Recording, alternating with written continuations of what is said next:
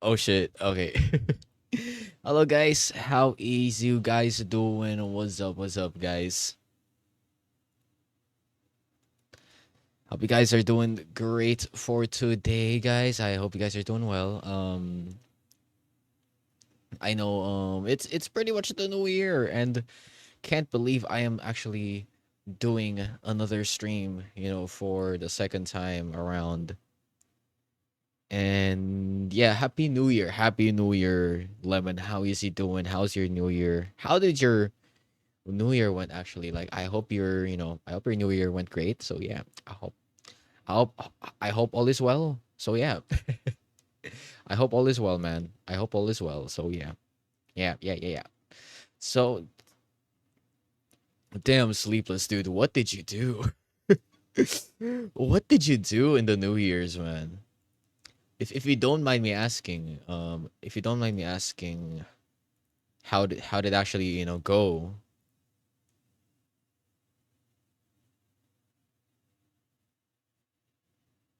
But like, yo, guys, like something big happened or what?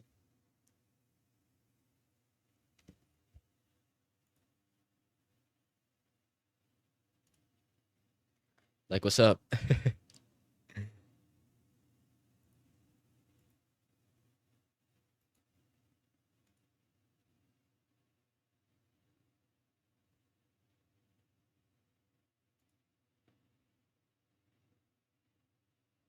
Okay, I might as well just like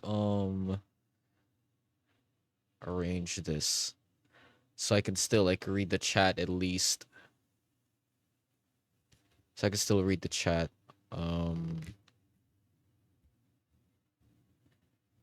while I'm, playing the game cuz at the moment though I am using my phone as my tracker, for my model. And it's a total game changer, dude. Like I'm gonna say it's a total game changer. Like I am not gonna lie. It's definitely a fucking game changer. Getting that pro plan, from VTube Studio, man. Like the tracking is peak. The tracking is peak. I'm not gonna lie.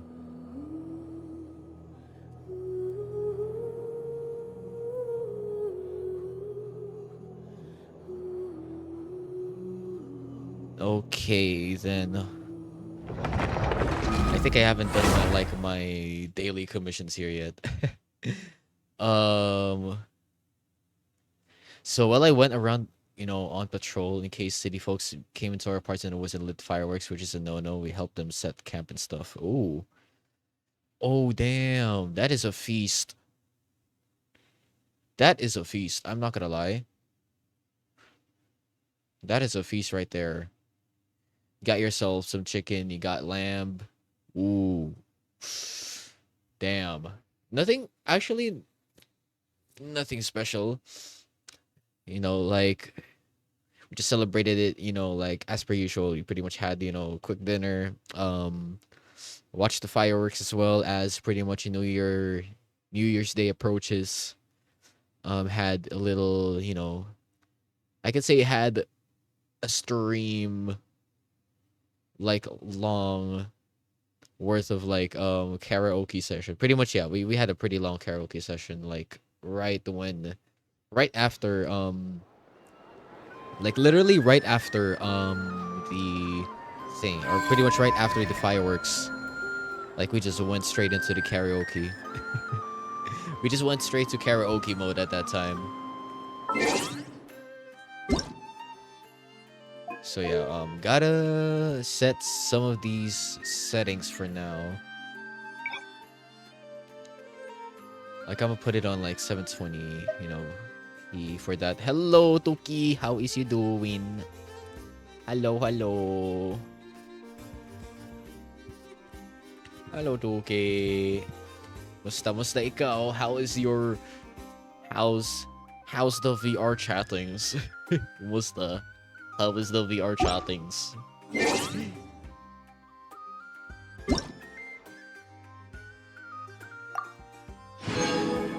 All All right, so okay, let's go and head straight to our game. Actually, let's continue what we left off. From Genshin. So yeah, I'm a transition real quick, y'all. There you go. Oh damn. Okay, I'm still a bit in the way. I'm still a bit in the way. So yeah. All right.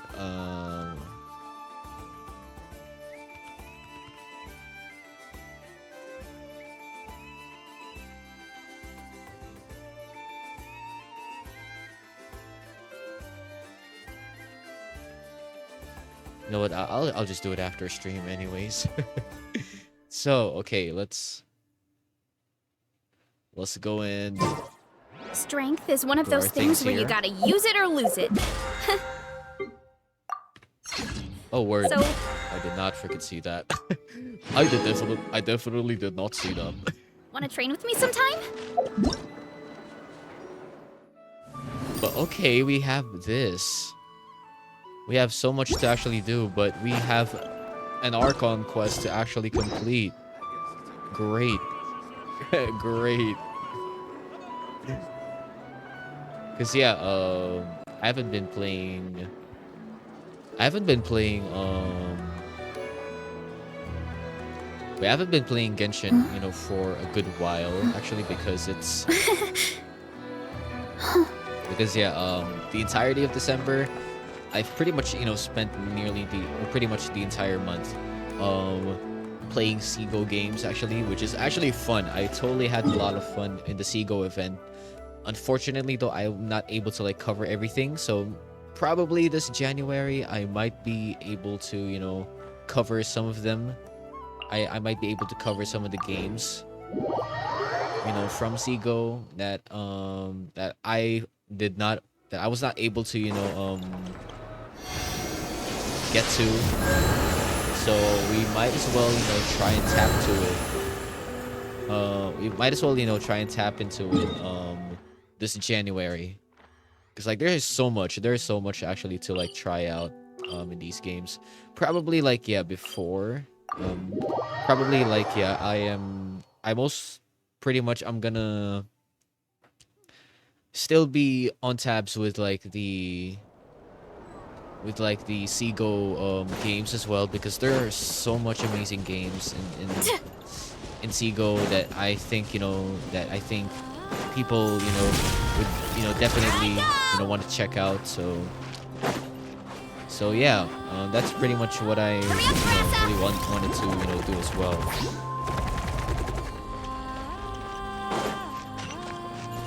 Nope. Okay. I guess we're going to the story. Where are they going? They mentioned a mage and a name? So, Mr. Varka, are you acquainted with this Nicole? Or should I call her Mage N? Not really. We've never met, though she has come up in conversation. From what I've gathered, Alice kinda took Nicole under her wing. Taught her how to speak in a more ladylike fashion, that kind of thing. Huh. Hard to imagine Alice as an etiquette coach. Yeah. Alice is a larger-than-life personality, I'll give you that. But then again, that's why she's able to draw such an eclectic mix of people into her inner circle. If I remember correctly, being an interesting person is actually one of her main entry requirements. So, if you ever wanted to join the Hexen Circle, I'm sure you'd both be eligible to apply. Hey! Don't go around making promises on Alice's behalf. I wouldn't dare. I'm just trying to paint a picture of the Hexen Circle for you. Okay, sure. Anyway, since none of us have ever met Nicole, how are we supposed to find her? We can't just go up to every woman in sight and ask, hey, are you Nicole?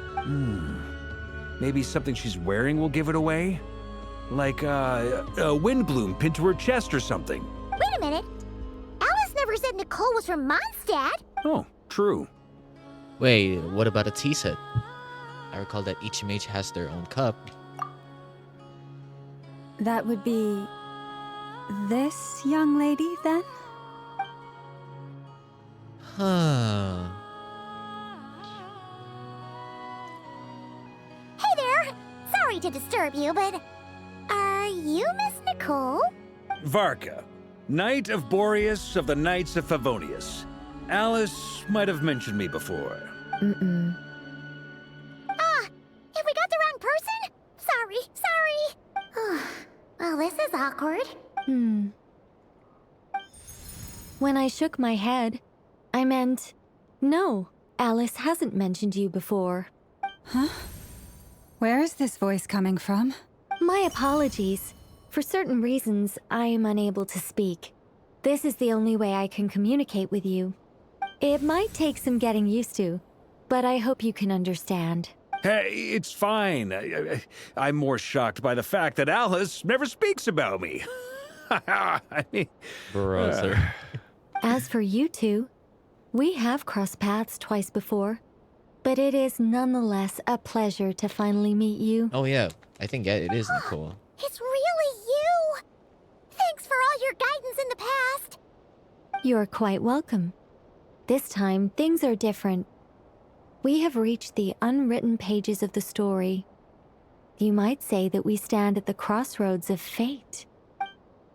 Now then, allow me to formally introduce myself. My name is... Alright.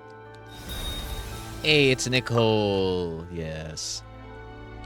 The unappreciated master sculptor, the immortal literary giant. If only they'd write, that's crazy. And the silent angel, yet also the orator. The instant they utter a word, crazy. In summary, to remain silent is to be the observer of the world. Oh. No, stop! Alice! I can't believe it!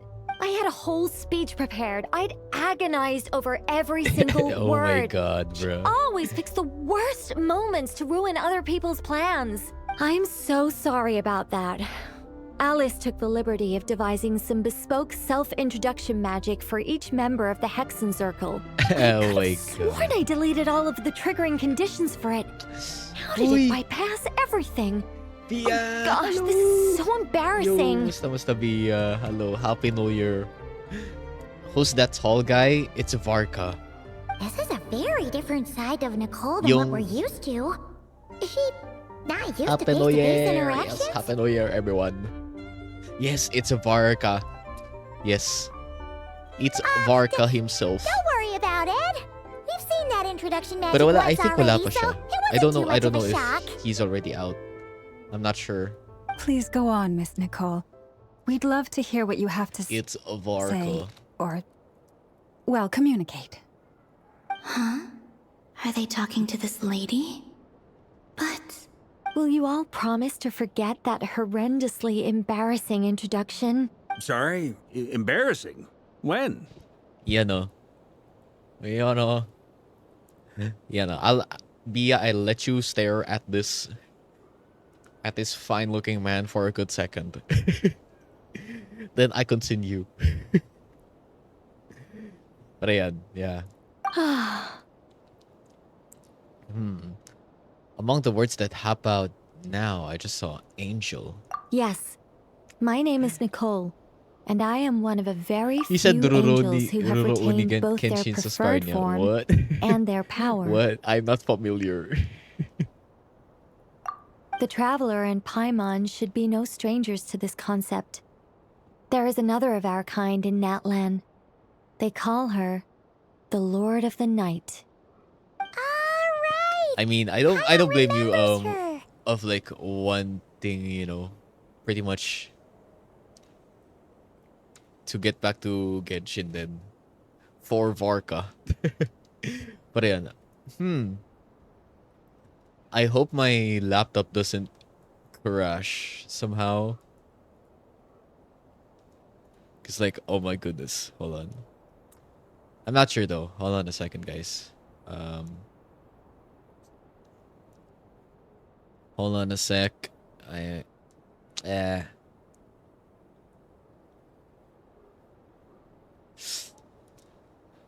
think the upgrade is overdue. But the money is not yet there. The money is not yet there. Oh yeah, this. Oh yeah, I see the scar. I see the similarities. I see the similarity. I can see the I can see the resemblance. I can definitely see the resemblance. So yeah. Yeah, the X scar, yeah. Yes. I can see the Well, resemblance. I have retained more of my power than she.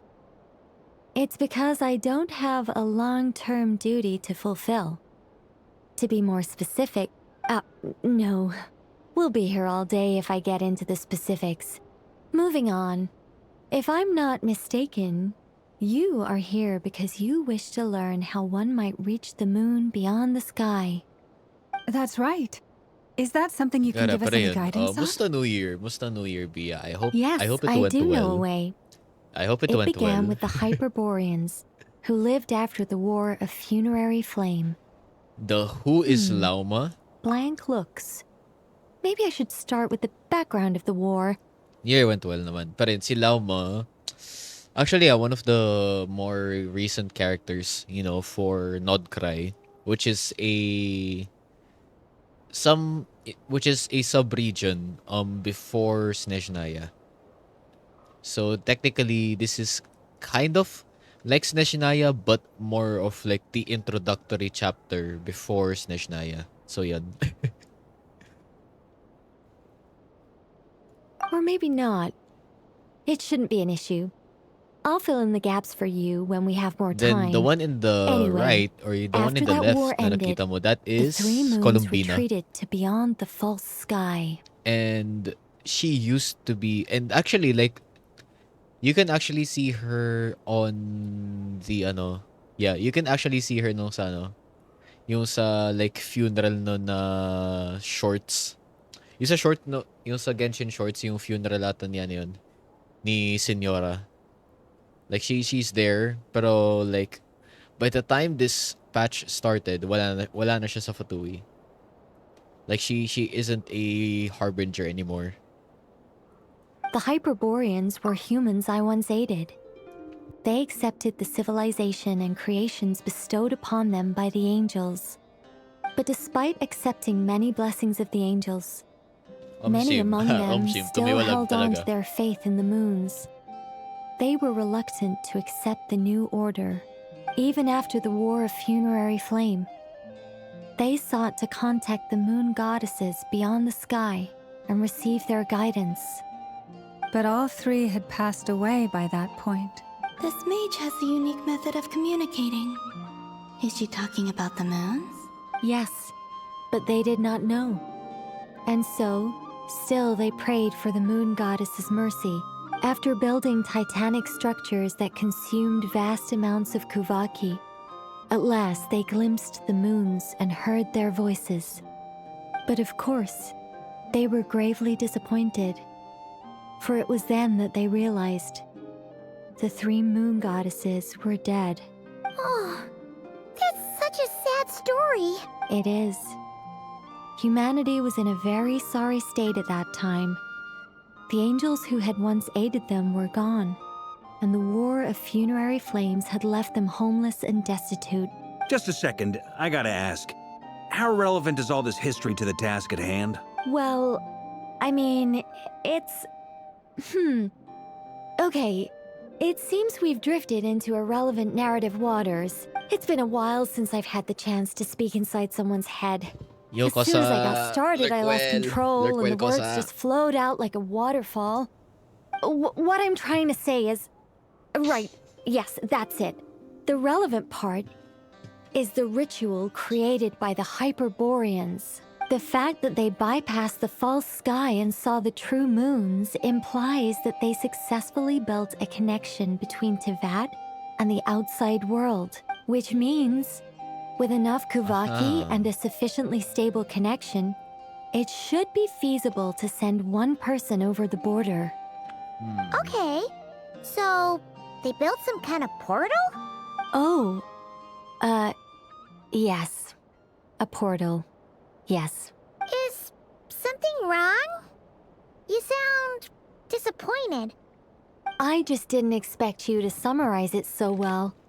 It turns out I could have said all that in one word. If only I'd managed to think of it. No, please, it's fine. This is invaluable knowledge. I'll be sure to record and preserve everything in writing. Oh, really? Well, in that case, I suppose I could backtrack and add some more detail. I did gloss over a few things so far. Whoa, whoa, whoa, time out! Let's summarize what we've got first. The Hyperboreans were the last ones to use this method, right? So we somehow need to find whatever structure they built and make sure there's enough Kuvaki to power it up. Luckily, we have the moon marrow of both the eternal and iridescent moons, so we're all good for Kuvaki.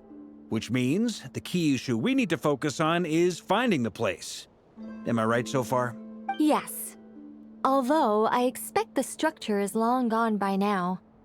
That said, what if we could take advantage of the phantoms to travel back to a time when it still existed?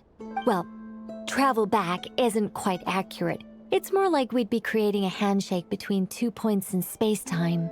We wouldn't even have to pick a time when it still existed. It could just be a time when it still appeared in phantom form via projection, or we could project our own phantoms, fold them together at... You look lost. Was that too hard to follow? Yeah, things got a little, technical there. Paimon's brain is reaching capacity. All right. Let me think about how to put this more simply. Okay, got it. Over the next few days, I'll search for phantoms that we can use. Once I find one that meets the criteria, I'll let you know and we'll regroup. By completing certain rituals, specific individuals will be able to enter the phantom and make it to the Hyperborean structure. Oh. If everything checks out and it looks feasible, we'll just need to wait for Moon Prayer Night, and we can send the Moon Goddess back home. I'm really skimping on the detail here. Is this making any sense at all? I think so. For now, we'll just wait to hear from you. Yes. Basically, yes. Great. Counting on you. In the meantime, we'll focus on finding the Moon Goddess's name. My name?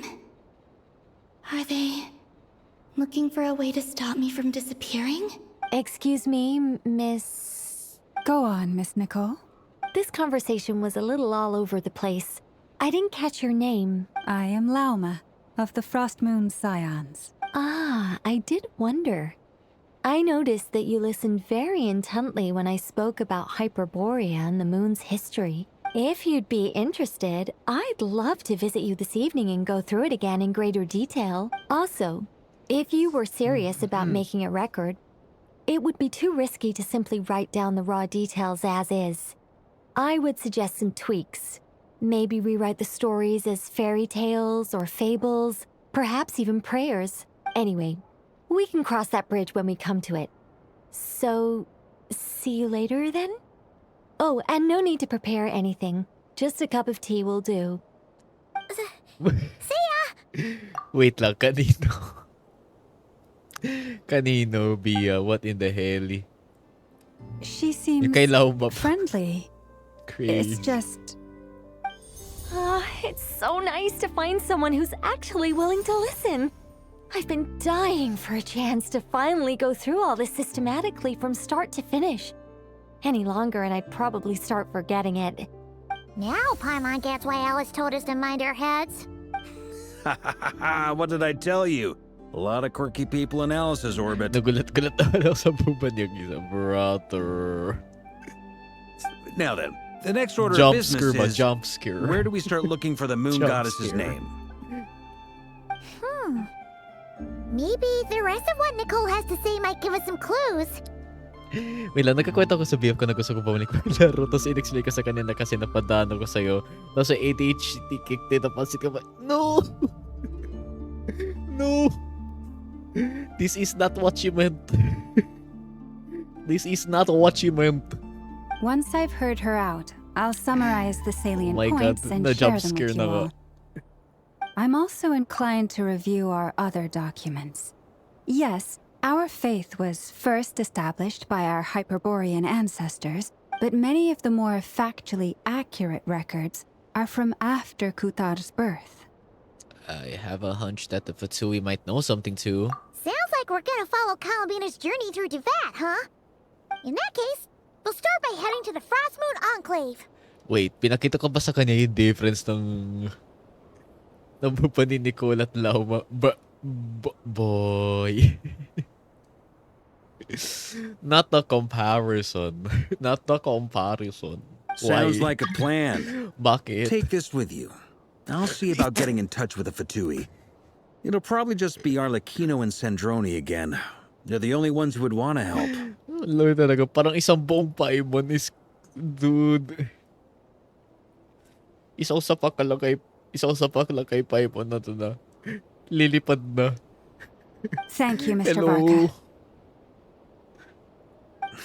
Varka. Don't mention it. Honestly, I'm more comfortable dealing with the Fatui than prying into the details of a young lady's childhood. Catch you later. I should follow them, just in case there's some way that I can help. Na Colombina baby girl. Colombina baby girl. We will save you.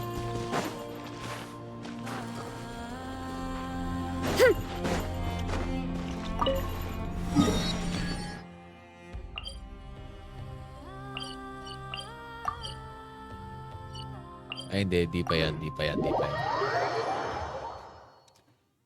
Napatay eh. Naka-lock in pa tayo, guys.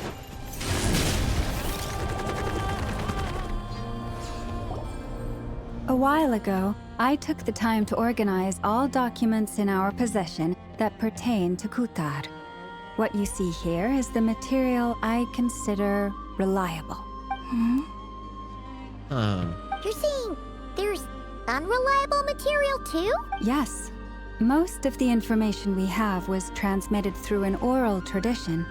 Inevitably, some of her stories were mythologized and deified over the years through countless retellings. That's why I organized them into reliable and unreliable. There's no sense seeking answers in history unless we can ensure the veracity of the historical record. Like, it makes sense. Even with like religious textbooks, or rather historical like documents, like there are some times where it could be twisted into a narrative that is kind of readable to the public, but at the same time it lessens somehow the accuracy of like that specific historical event. So I can see Lambo's point here. Makes sense. Alright, let's take a look through. Clear and concise would be one way to describe the writing style of these historical records, but you could just easily describe them as terse and dry. And since Lama already knows the material like the back of her hand, the quest to find any new information in these texts is tough going. Almost all these records refer to Kutar instead of Columbina. Although neither of those is her real name. Paimon's not sure what point she's trying to make. Hello, Baktuki. What we Hello, can gather Bak. from these records is that the Frost Moon Scions worshipped her as a god, placing impossible expectations upon her. I cannot fault them for their earnest faith, but for all their devotion, worshipping her day in, day out changed nothing. I imagine that none of it resonated with Columbina. It wouldn't surprise me if, even back then, she had already begun to reject the name Kutar and everything it represented. Lama speaks the truth. When I heard them call upon Kutar with hope and expectation in their voices, they may as well have been calling upon somebody else. When you were organizing these texts, what criteria did you use? Well, that's a bit complicated. I looked at the level of detail, perceived authenticity, prose style, and how realistic their portrayal of Kutar seemed to be. Amongst the Frost Moon Scions of today, only I know of her existence, and I alone have spoken to her face to face. As such, I know that there are certain things she simply would never do. Well, I'm gonna get some water, That being though. said, I have sensed some changes in her lately. Changes? Me? Oh, seems like this is getting us nowhere. Oh, for what it's worth, why don't we check the unreliable sources too? Sure. Give me a moment.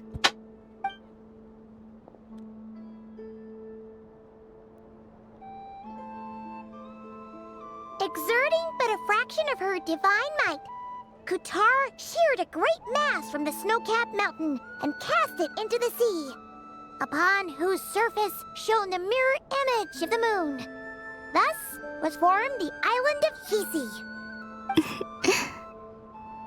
Yeah, right. That doesn't even begin to pass the sniff test.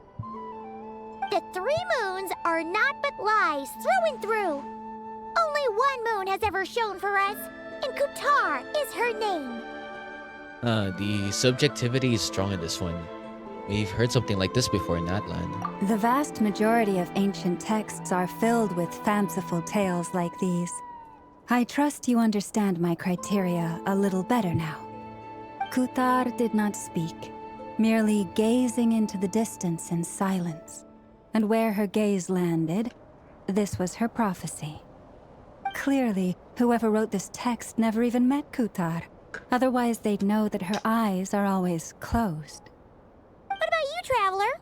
What are you reading? Seems like a collection of anecdotes. Come on, let Paimon see.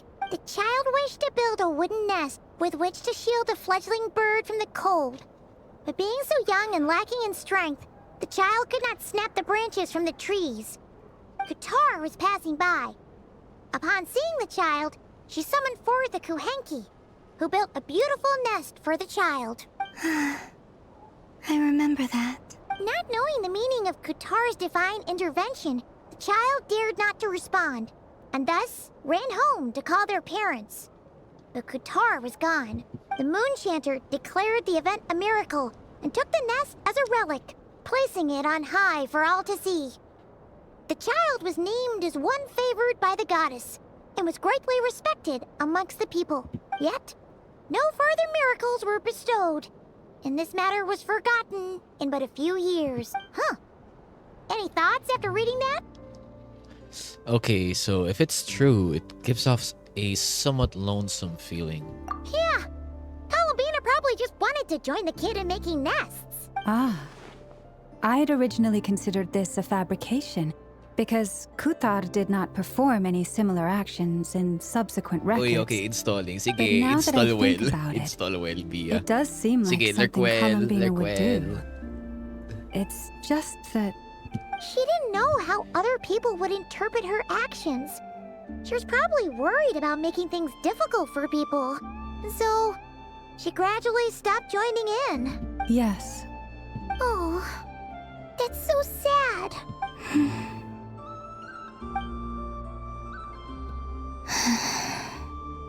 And now, I can make no such gestures of warmth, even if I want to. No. Still no name. That's a bit of a shame. But we did learn some interesting stories. That's gotta count for something. Well, yeah. Barca said he was gonna set up a meeting with Arlecchino and Sandrone, right? Let's go back to Nasha Town and see how he's doing.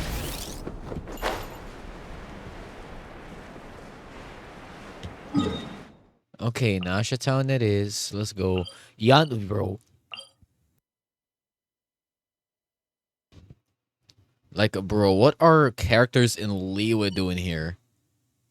What are characters in Liwa doing here, dude? Like, I think last night it was Xinyan, and now it's Yanfei. So I'm not sure what's going on here.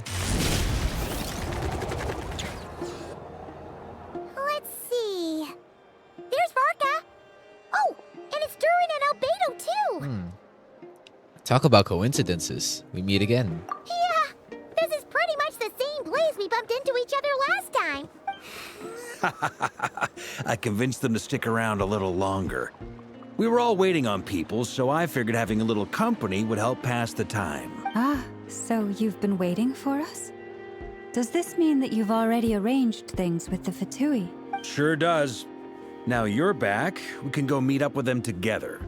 How'd your investigation at the Frost Moon Enclave go? Well, we didn't find out Columbina's true name. But apart from that, it went pretty well. Yeah, we learned some stories from her early days. Aha, just as well that I didn't tag along then. I'm sure our moon goddess wouldn't want every man and his dog knowing all about her private life. Still, desperate times, desperate measures, I guess. Someone had to do it. So, I see. Barker was waiting on us, but what about you two? Are you waiting for Alice? Oh, no. We already met with her. I see. We discussed that experiment I mentioned to you last time. Oh, and she also handed me this communication device. Oh, there you go. This looks familiar. I'm sure I saw one of these back on the Golden Apple Archipelago. That's right.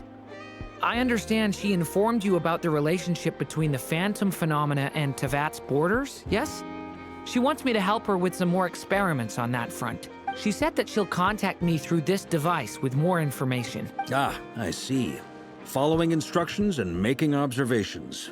Pretty common research method. Takes me right back to Albedo's lab. Wait, then who exactly are you meeting? Someone you know. Albedo's met him too.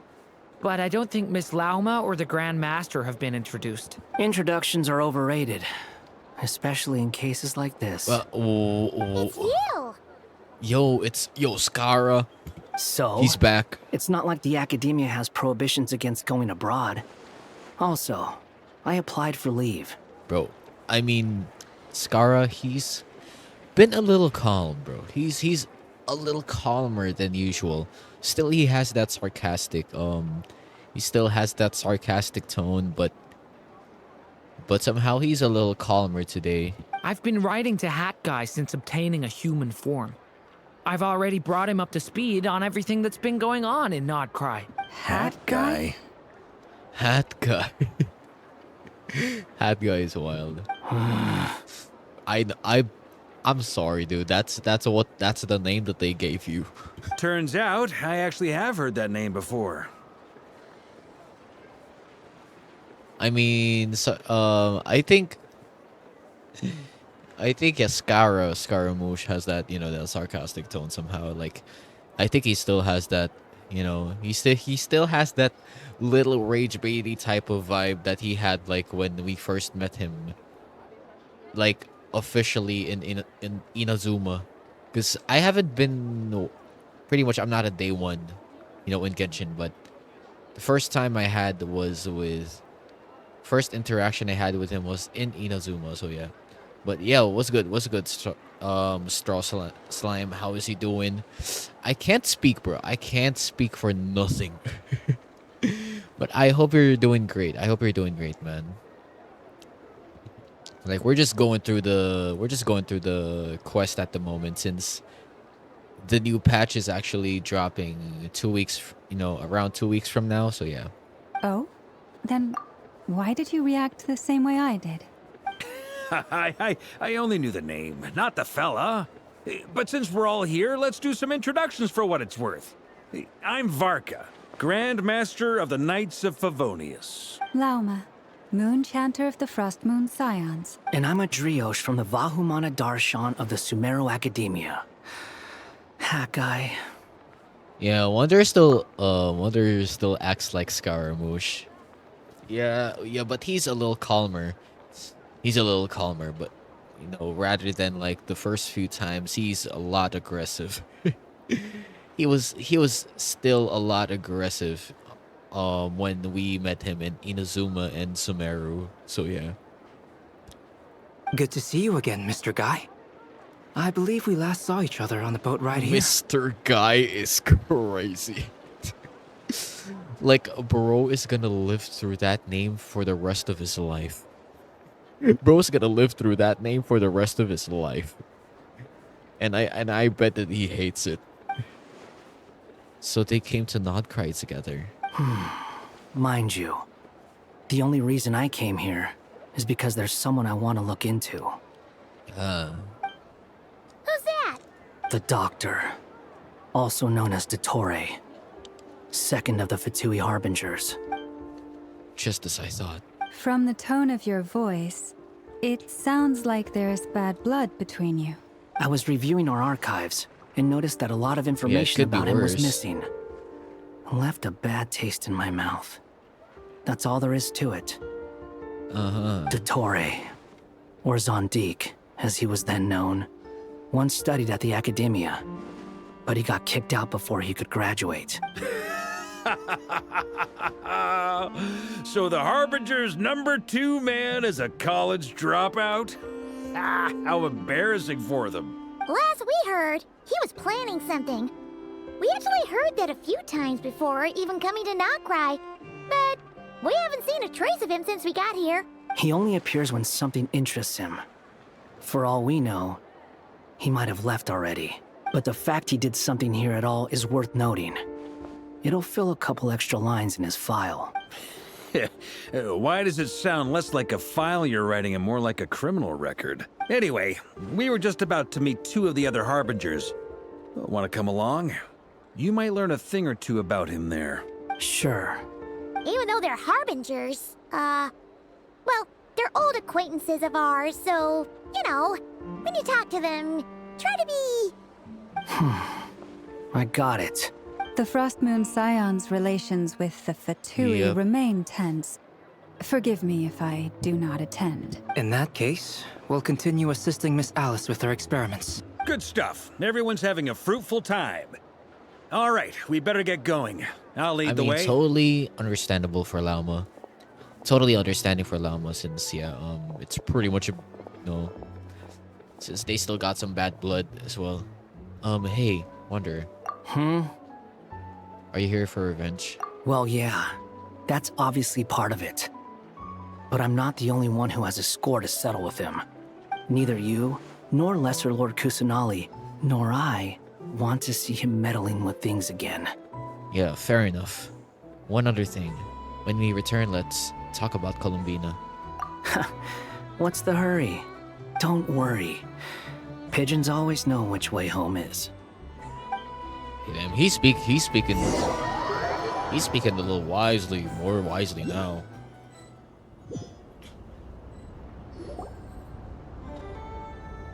But hey, we are back. You made it. Who is this? A scholar from Sumeru. They call him Hat Guy. He's an old friend of the Travelers. Wait, this is the Academia representative you wrote about? He doesn't exactly look the part. Man. I believe this will prove my identity. You'll notice it bears the seal of the Sanctuary of Surasthana. Well, what do you know? So it does. All right then. My mistake. It's fine. I expected as much. What? So as I mentioned in my letter, the Academia's got its eyes on Dottore, but this matter remains top secret. Apart from those assisting in the investigation, the fewer people who know, the better. If anyone asks, I'm here in Notcry to pursue my personal academic interests. Gotta say, Varka, you did pretty well to keep all this under wraps for so long. Sounds like you got in touch with the Academia about this way back. You flatter me. Well, you're all Harbingers. What reason would you have to disclose information about the Torii? Where do I even start? Remember that time we fought Rerir at Star Sand Shoal? He sure let me have it then, didn't he? I'll bet Dottore had that all sketched out, with me as his convenient little pawn. He could not care less about us if he tried, but hey! The feeling's mutual. Does Dottore really strike you as the sort who values his relationships with his colleagues? Fair point. Definitely not. Which is why I always keep my guard up whenever he starts making suspicious moves. To that extent, our motivations align. On top of which, I consider you trustworthy people. Now, back on topic. In the wake of the Reikir of Solnari episode, Sandrone and I grew suspicious about Dottore's complete inaction during the entire affair. So we tried to find out what he'd been up to, but unfortunately to no avail. He never lets anyone in on his plans. The more he cares about something, the more secretive he gets. Indeed. Perhaps he believes that by keeping a low profile, he can avoid trouble. But that trick isn't going to work on his colleagues. Yeah, I mean, he's been researching the ancient moon's remnants. And he's been trying to get his paws on the moon marrows. Only an idiot would believe he doesn't have something more planned. With this in mind, I returned to Snezhnaya and relayed my thoughts to Her Majesty the Tsaritsa, entreating her to have him recalled. That's pretty direct. Did the Tsaritsa agree? Yes. I made it abundantly clear that the Fatui's business in Nodkrai is almost concluded, and we do not need 3 harbingers in this territory. Her Majesty concurred. Accordingly, Dottore has returned at her orders. I imagine he is continuing with experiments, which no one besides he would ever have any interest in. Common sense might mean nothing to him, but he's not stupid. He knows that no good can come from opposing the Tsaritsa. Smarts alone won't get him all the way. He needs the Rooster's resources and Regrator's Mora, both of which the Tsaritsa can strip from him by waggling a finger. But doesn't he have a track record of publicly following orders while going against them in private? He probably has it down to a fine art by now. Wouldn't put it past him. We worked together on a research project once. Only briefly, but it was enough to show me that we're fundamentally different people. He has no interest in doing things methodically, stage by stage. His thoughts jump all over the place, and the moment his curiosity is satisfied, or he gets the results he wants, he disappears. The only similarity we share is that, once we set our minds on doing something, we will see it done, whatever it takes. Oh, we definitely saw some of that in your battle with Rerir. You got so competitive. Ugh, do not remind me. Then I believe we all concur. Dottore will not simply give up. Fantastic. Now this is turning into a whole day of unpleasant memories. Ugh. Are you talking about the moon marrow stuff? He also strikes me as the kind of person to disregard experimental regulations, ruin all the equipment, and go way over budget. Then leave the first person he can find to deal with the fallout. Exactly. This one time, he was running some high-temperature experiment and the substance exploded. But does he care? No. He orders his subordinates to open the device so he can observe the results, which causes the gas inside to leak out. That gas was poisonous. If I hadn't been there, who knows how many people might have died. And after all that, he left while I was still cleaning up after his mess. What a waste of time, he said. Waste of time? The nerve! He wasted my time! You've been bottling that up for a while, huh? Hat guy, I must say, you seem awfully familiar with internal Fatui affairs. Especially when it comes to Dottore. Thank you, Lady Harbingers, for providing such valuable information. I have no other questions for now, so I'll be on my way. Wait, what? You're just gonna leave? You're welcome to join if you want. Ugh. Just when Paimon thought he Well. finally mellowed out. Well, He makes quite the impression. I'll say, I've met tons of headstrong people, but not many of them would join me in bad-mouthing Dottore. Anyway, back to the main agenda. Barca, you said that Columbina has gone missing? Or rather, disappeared. Yeah. We're working on building a connection between her and this world. The simplest method is to find out her real name. I've actually asked her that question before, but she said she didn't know. Considering our relationship, I doubt she was lying to me. well, she could have just given you a pseudonym. Well, what did she do while she was with the Fatui? As far as I recall, she was never dispatched by Her Majesty to claim a gnosis or anything like that. The Tsaritsa's plans had long contained a place specifically for her. I always thought that was weird. What could she do that the rest of us couldn't? Knowing what we do now, It's probably something related to Kavaki, right? More than likely. When she first arrived, Columbina would often go to Her Majesty and ask when she could start the task assigned to her. But Her Majesty always gave the same reply. The time has not yet come.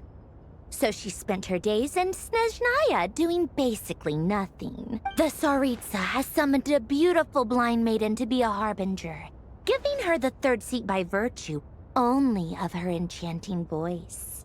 It was a dumb and stupid rumor, but the reality of the situation made it hard to refute. And what happened after that? I imagine she stopped caring. She no longer seemed to care why she had been recruited, and Her Majesty never gave her any missions. So she just continued to sing in the flower garden. For my part, I was busy. So busy, in fact, that watching someone be that idol had me fuming. But still, I got the sense that she had long been used to a life of other people claiming she was needed when she wasn't. I just felt that having a place to stay would cost me something eventually. And so I waited quietly for the day that I would have to pay the price. And on the other end of that spectrum, you had me. Someone once told me that I had the lousiest work and the toughest luck. That's a good way of putting it. I forget who said it, but those words have always stuck with me. Sounds like something he would say. No wonder. But you've done your job exceptionally well all this time. Because at heart, you are a conscientious person. Well, thanks for telling us all this. What is it? Something come to mind? Well, it's nothing. I'm just even more eager to learn her name now. I want to shout it to her from the rooftops. That makes sense. Nothing screams "you are needed" like your name shouted from across the town. Well, good luck with it. But if you ask me, Columbina is still the most shoutable name. I'm just so used to it now. After all the arguments we've had, I can't be bothered trying to remember another name for her. Nor I. Sandrone. Harlequino. We chat further about interesting moments from Columbina's past, but soon blah blah blah blah. Huh! It's a Sealy! Does that mean Nicole has news for us? Ladies, I thank you for your hospitality. If the chance ever comes up, I definitely owe you both a drink sometime. I'm sure it will. You can make your own way out. Heck, you've been here enough times, you probably know your way around better than I do. Well, take care, everyone. We'll be in touch if the situation changes. Okay! Time to do what adventurers do best. Follow that Sealy! Hey. Okay, now we're going on Duran's POV. Okay, Duran, what you got for us? Here you are. There you go. Oh, hat guy. How come you're back so soon? Did things go all right with the Fatui? Fine. Totori's been summoned home by the Tsaritsa. Couldn't get much more than that. How about you? Any progress with the investigation? Unfortunately not. We've tried everything. Different phantoms, different locations, different points in history. But the results are the same each time. Abyssal monsters roaming the land. People crying out in despair, with no hope of being rescued. Every time I see it, I can't help but think, is this what it was like in Mondstadt when Dragonspine Durin attacked? And if I fail in the task I've been given, will I create yet another tragedy? That's just meaningless speculation. When we encountered similar phenomena previously, I tried to interfere with those illusions, using sounds and lights to guide them. However, we could not change their fates. At most, we were able to extend their existences. The events of the past are like fate that has been written into Irminsul. There isn't a living thing in Teyvat that can escape its past. But Miss Alice instructed us to try to find ways to change the outcome that these phantoms face. It's an impossible task. Can't you just refuse? Since she asked us to do this, I feel like it can't truly be impossible. Or if it is, well, mages can make the impossible possible. I could not have been born as Durin otherwise. But you also said that your past 39 attempts were fruitless. That's true. But you're still going. Yes. After this many futile attempts, surely you realize that you're not doing this because you still believe what some mage told you. It's because you want her hypothesis to come true. It's something you wish for deep inside. So, think for yourself about what you want to do. As long as you don't believe it's futile, it isn't. He's spinning, bro. What the Yeah. hell? He's spinning. Previous experience indicates that we cannot touch the phantoms, which limits the effectiveness of our interventions. If we want to clear this hurdle, we need to break this rule somehow. Same thought here. Following the same rules means repeating the same failures. Reducing ourselves to mere playthings of fate. So you mean we need to figure out a way to make contact with them despite knowing that we can't? Yes, and I suspect that's something only you are capable of. Everything in Tevat is logged in Irminsul, but the withering that once occurred in Sumeru was a sign that the Great World Tree was being corrupted. This corruption allowed things that should not have existed in Tevat to appear. This is tantamount to rewriting reality to an extent. You're saying abyssal power might be able to affect those phantoms? No one's ever tried it before. If you're gonna try it, it'll take courage. And you have to be confident that you can control it. Is anyone there? Has anyone seen my daughter? She's missing. I have to find her. I hear someone inside. Spargana? Are you in there? If I can use my abyssal powers to warn him that there is danger here, maybe it'll change his decision. Maybe he'll stay away. Yes. The important thing is not the nature of the power, but rather how you use it. To intimidate and obstruct. Sounds about right for the Abyss. Let me try. I should be able to influence that thing. Hey, let's go. Have you seen a little girl? What? This isn't the time for that! Just run!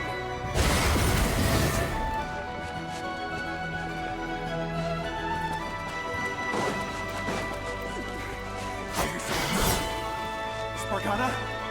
Are you in there? So Durin can use the power of the Abyss to affect the world in which the Phantom is located. For example, using it on a stone pillar will create a barrier with the intimidate and obstruct attributes, which in turn will affect the choices and actions of the human Phantom.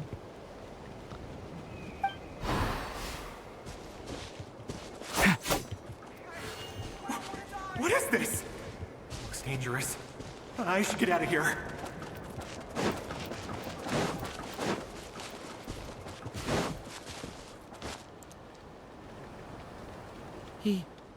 He really left. Ha! We did it! Don't celebrate too soon. Follow him. See what he does next.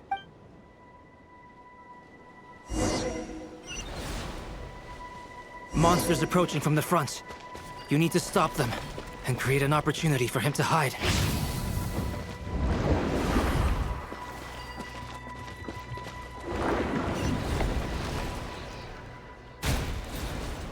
Wait, what? Okay. Help me! So, okay.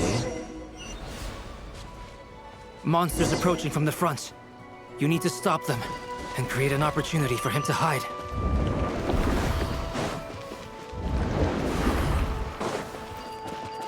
No! There's monsters ahead!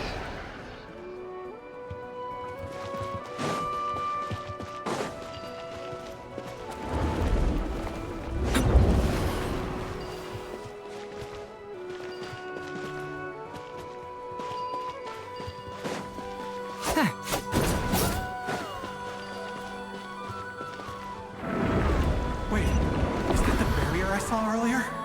Why is it appearing now? It's as if someone's controlling it.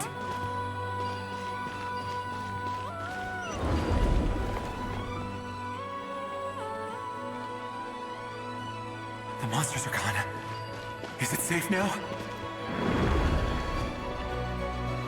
Hey, there you go.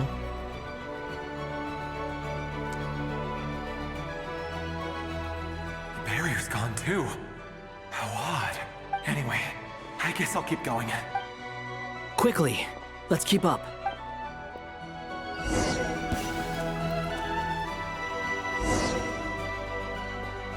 Wait, there was someone else here? Don't go any further. We've got anti-monster traps laid out everywhere. But my daughter must just be up ahead. I have to go. This way's blocked.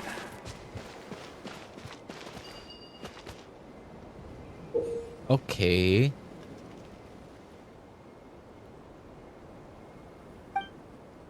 We might be able to use the explosives over there, but we need to take care not to hurt him.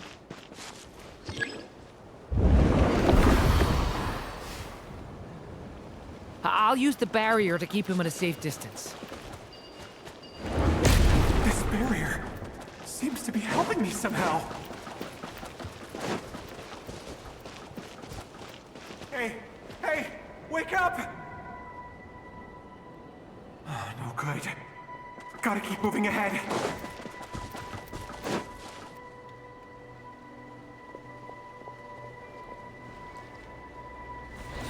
So many monsters! There's still a chance, Durin. Use the traps.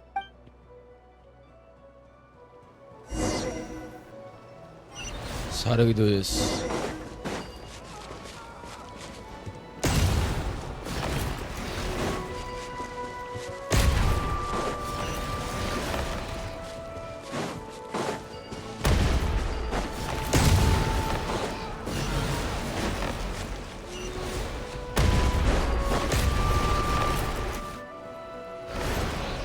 Help me! Wait, what? Okay, okay, hold on. We gotta make it work somehow. Wait, what? Nar.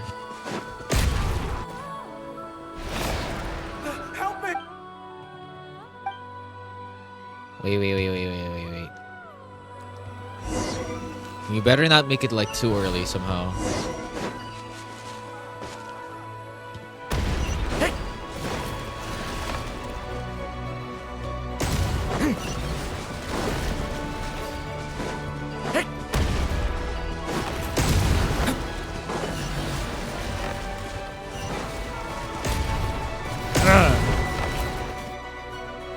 No, what? No shot, bro. Hold on. It's so confusing as well. Like, how the hell are you gonna do this? Ah, fuck. Okay.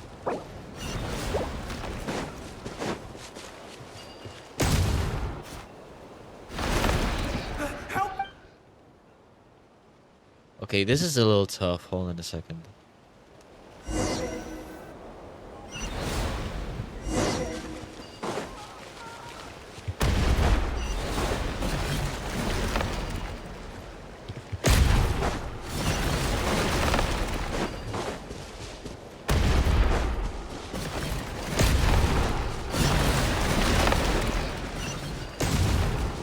Oi, gago. Bro, how do we do this shit? How do we do this shit, man? Like, all we can do is just use these fucking explosives too. Bro.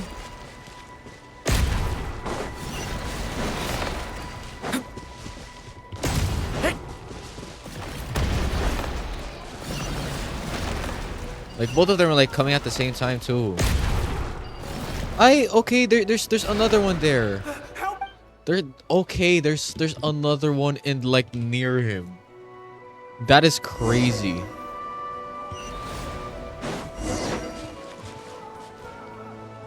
I guess we should like not steer Way too far off.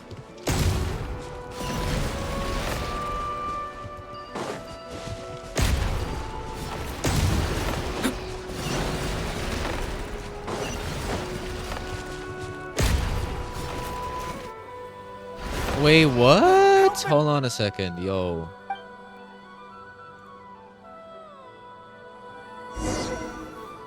Hold on, hold on. We gotta lock in, we gotta lock in. What? Bro.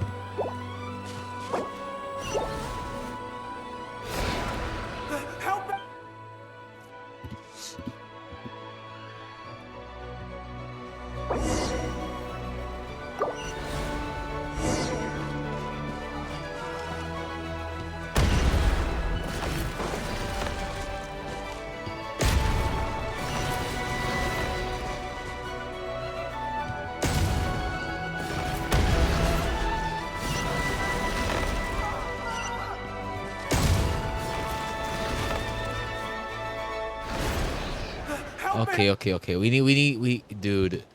Once like 3 of them like appeared at the same time, that's where it gets hard.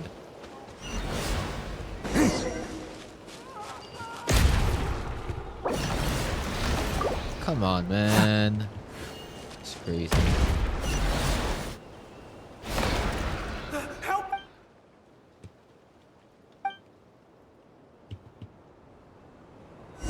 This is gonna take a while, guys. This is gonna take a while. I'm so sorry.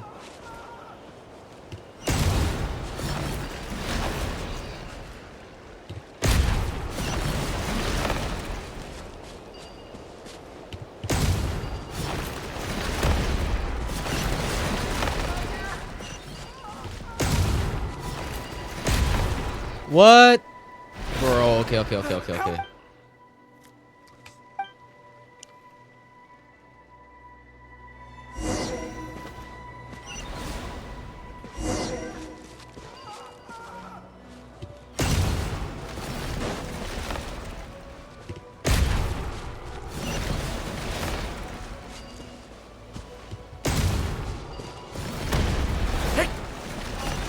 So yeah, 2, 1, 3. 2. What? Oh my god, bro.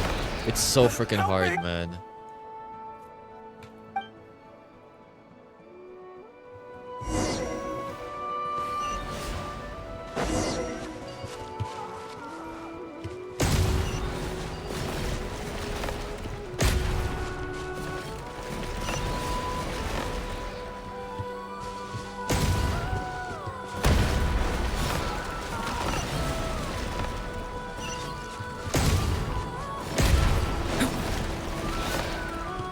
I hope this is the last one.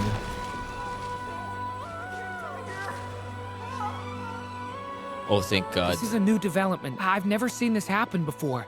We might just be able to save this person.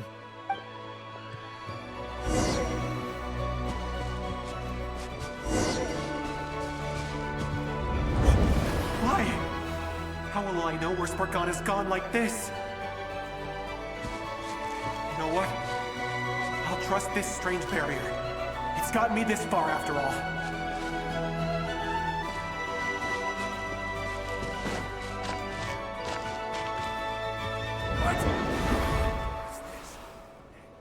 Hey!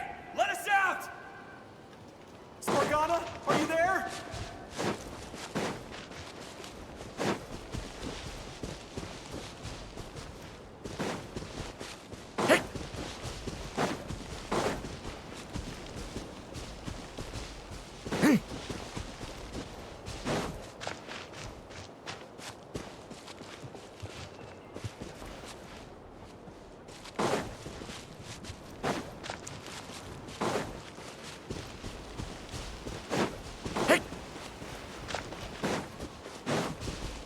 All right.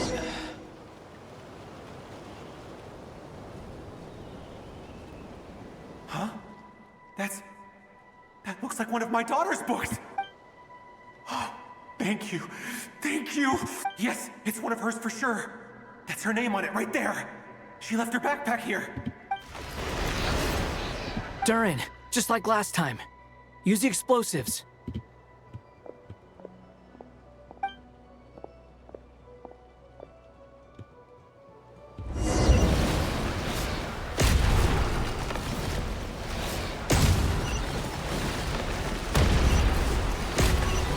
Was this like Plants vs. Zombies type shit, man?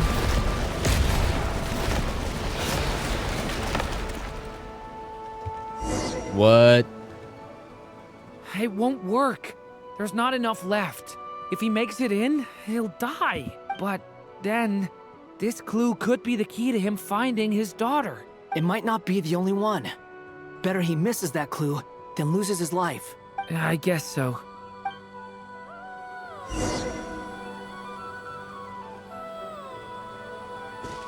Stop him, Durin.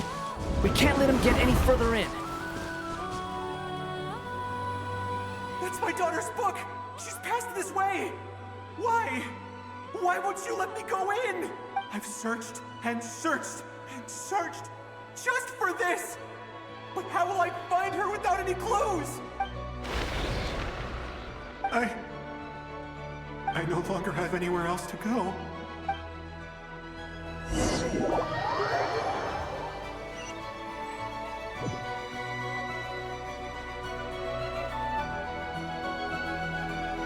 I'm sorry.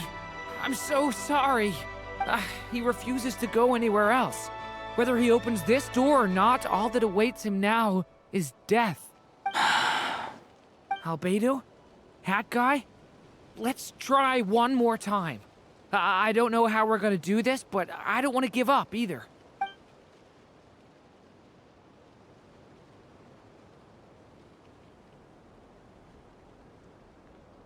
Why am I here? What's going on? All these scenes running through my head. Where are they from? Huh? What's going on? His reactions have changed. How many times have I... What's happening to me?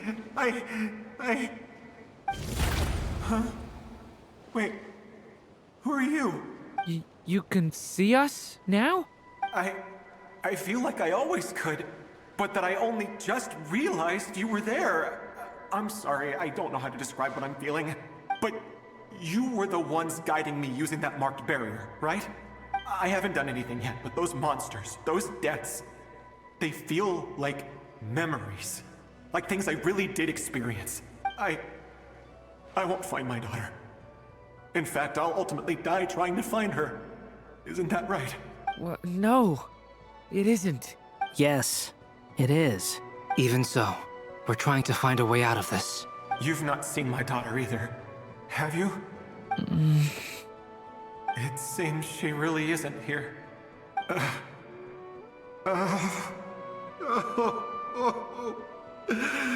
I'm sorry we couldn't help you. I'm just tired. Maybe this is destiny. Maybe it doesn't matter how hard I search. How long do I have left? Experience says 15 to 20 minutes.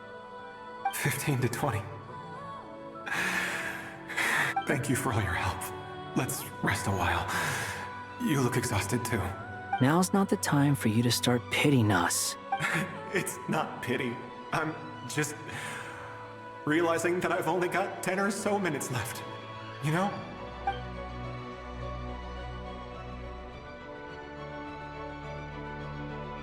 You say you're from Mondstadt, yes? A place with windmills, where people enjoy limitless freedom? And you're from Sumeru, where they've built an academy into a giant tree? Yes. It seems you've never heard of either place.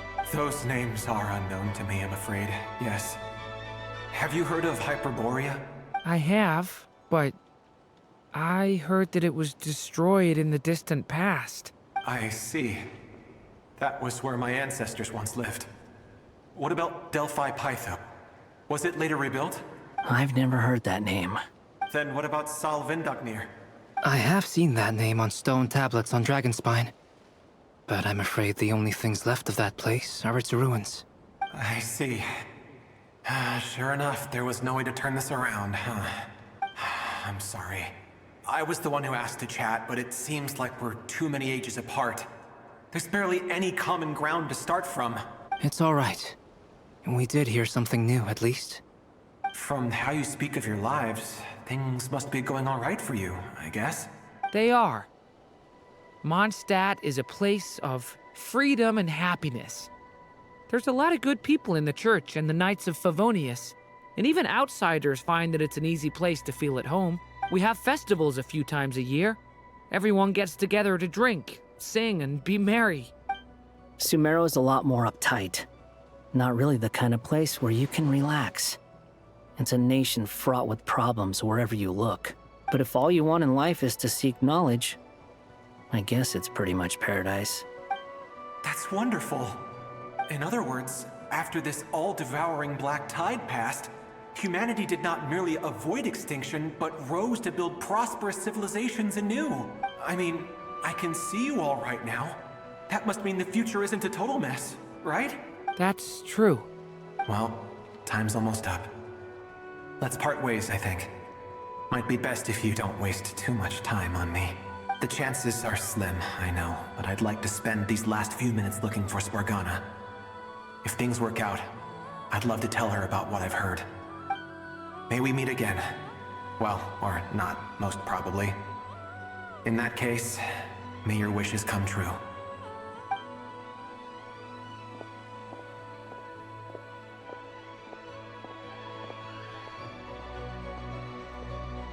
He's gone. In a few minutes, he will meet the end that was his to begin with.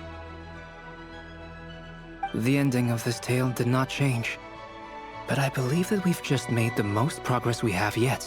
May your wishes come true. If only it were so simple. Hat Guy, could I ask you a question? You've never talked about your past. It seems complicated, and it weighs heavily on you, too. Would you be willing to tell me about it? I mean, sometimes it's better to get things out in the open. Take that guy we try to help, for instance. At least he said goodbye with a smile, right? I know about Albedo's past. Our experiences are very similar, and he created me. As for you, you're my first friend, and you've witnessed every step I've taken. But by comparison, I know nothing about you.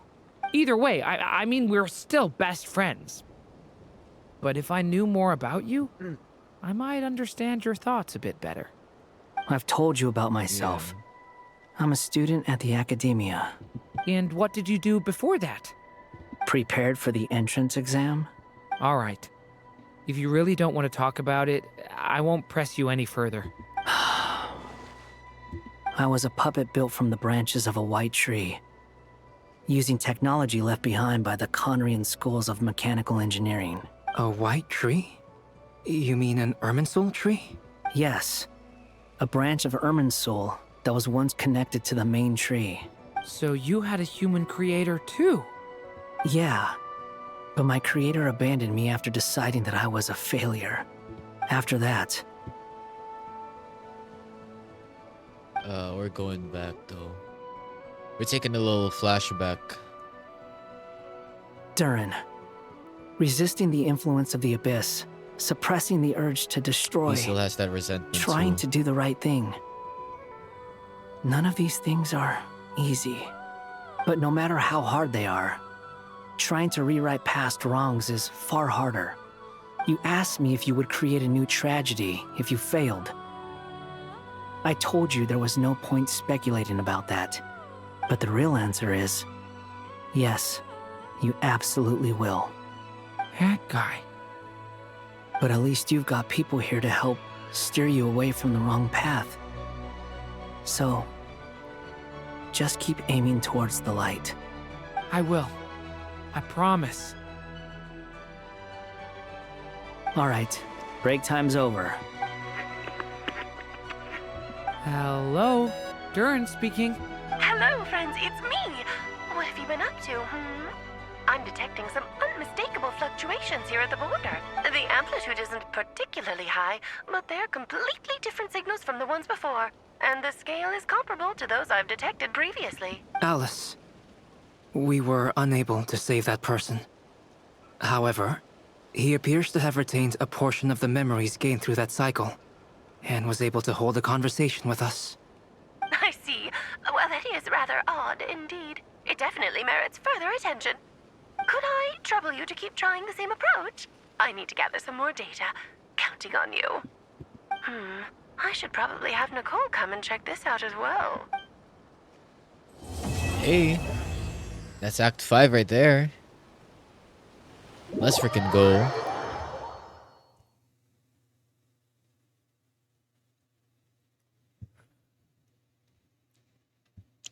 Alright, let's see what's up. There you are. I was worried you might stop to collect treasure chests opened by the Seelie along the way. It would have taken you so much longer to get here. Another conversation I cannot hear. I am delighted to see that you understand what takes priority, and that your adventurer's instinct has not swayed your resolve. Really, I must applaud you for it. You should know. Paimon's head. Okay, I'll try and keep it short. My senses are telling me that this is where we shall find the entrance to the ruins. Okay. Oh, cool! Look, what are we waiting for? Let's open it up and see! Patience. This was a sanctuary of great importance to the Hyperboreans. A special process is required to open the gate. Oh, like the place that housed the Eternal Moon's marrow? Well, it seems like the ancients were very fond of making tricky gate puzzles. Okay, so what's the plan? Need us to do anything? And just the short version, if you can. Ah, all right then. I was planning to start with some background on the invention of these techniques. Are you sure you don't want to hear it? It's quite informative. Remember what you were saying about priorities? Fine. Simply put, we need 3 human representatives to successfully undergo a process of Kuvaki resonance. Think of it as a test from the 3 moon goddesses to see if the entrants are qualified, with the most recognizable qualification being Kuvaki. Pretty sure Lauma would ace that test. Oh, wait. But we need 3 people. Well, I think it's all of us. I also have no doubt that the Moon Chanter would be qualified. But we would need 2 other people with the same constitution. Therefore, the most feasible method is not so much to follow the rules, but to figure out how the test functions and find a workaround. I've done some research, and it turns out the mechanism is rather crude. We'll simply need humans to stand before it who have sufficient Kuvaki energy within them. I'm with you so far. How do we get the Kuvaki in them? The easiest way would be transfusion. Take some Kuvaki from Nodkrai's soil, put it into the bloodstream, and get it circulating in the body. So we're going to cheat on the test? Precisely. There are other methods, but this is the simplest one. Cheating the system is much easier than trying to hide from it. Huh? Ah! Sorry? Does the idea of cheating upset you, Miss Lauma? No, that's not it. I suddenly had an idea. Oh, what is it? It's about Moon Prayer Night. I figured out a way for Kutar to join in the festivities. Huh? But as Paimon said, we need to have our priorities straight. Let's get back to the test. I'll follow up with Nefer on the festival arrangements. Oh, okay.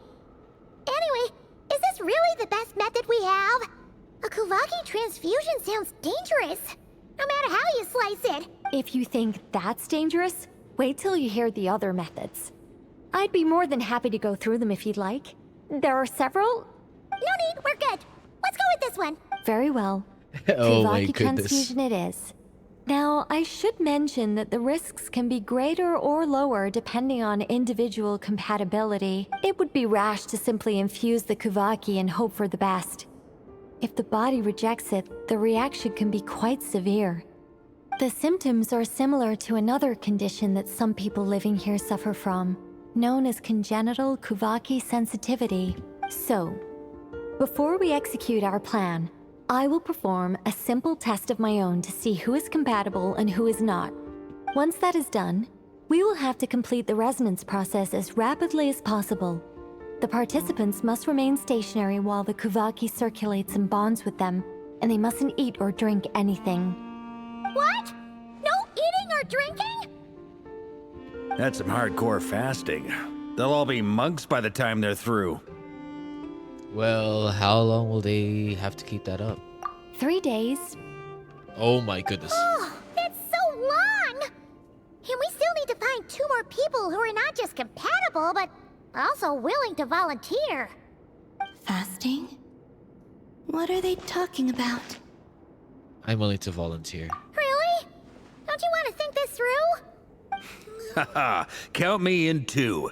3 days without food? I can handle that. Miss Nicole has made it clear that this is the easiest way. The way I see it, there's nothing else to discuss. It's time to step up. Well, compared to having Columbina disappear completely, fasting for a few days is nothing. Yeah, you're right. In that case, Paimon volunteers to be captain of logistics. She'll keep the fires lit and grab some spare clothes to keep you comfortable. Well, good work, Paimon. Then we'll start with you first, Traveler. Please step forward.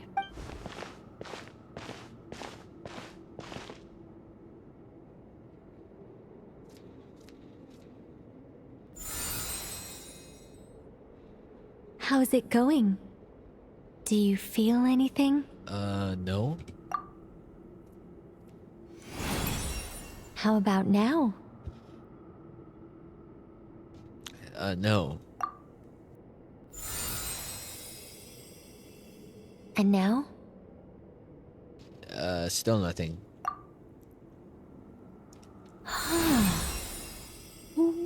What about now?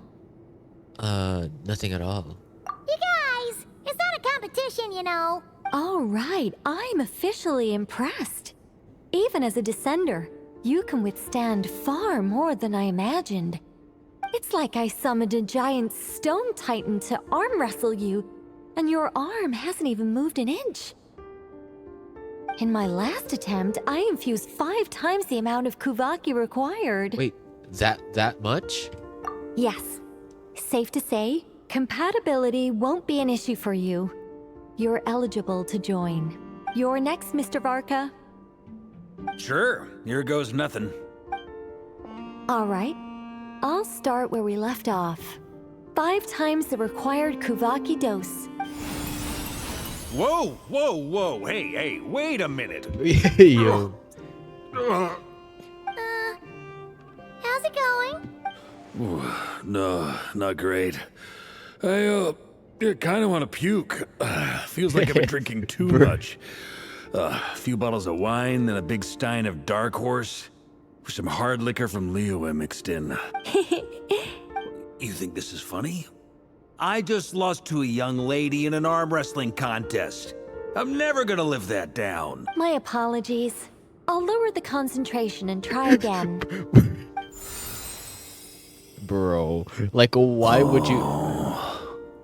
Like, bro, why would you actually start with the highest freaking Kuvaki energy, dude? Why?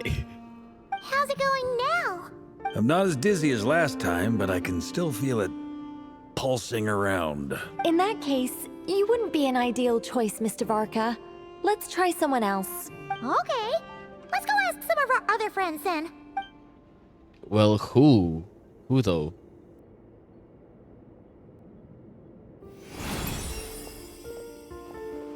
Yeah, we can say Llama.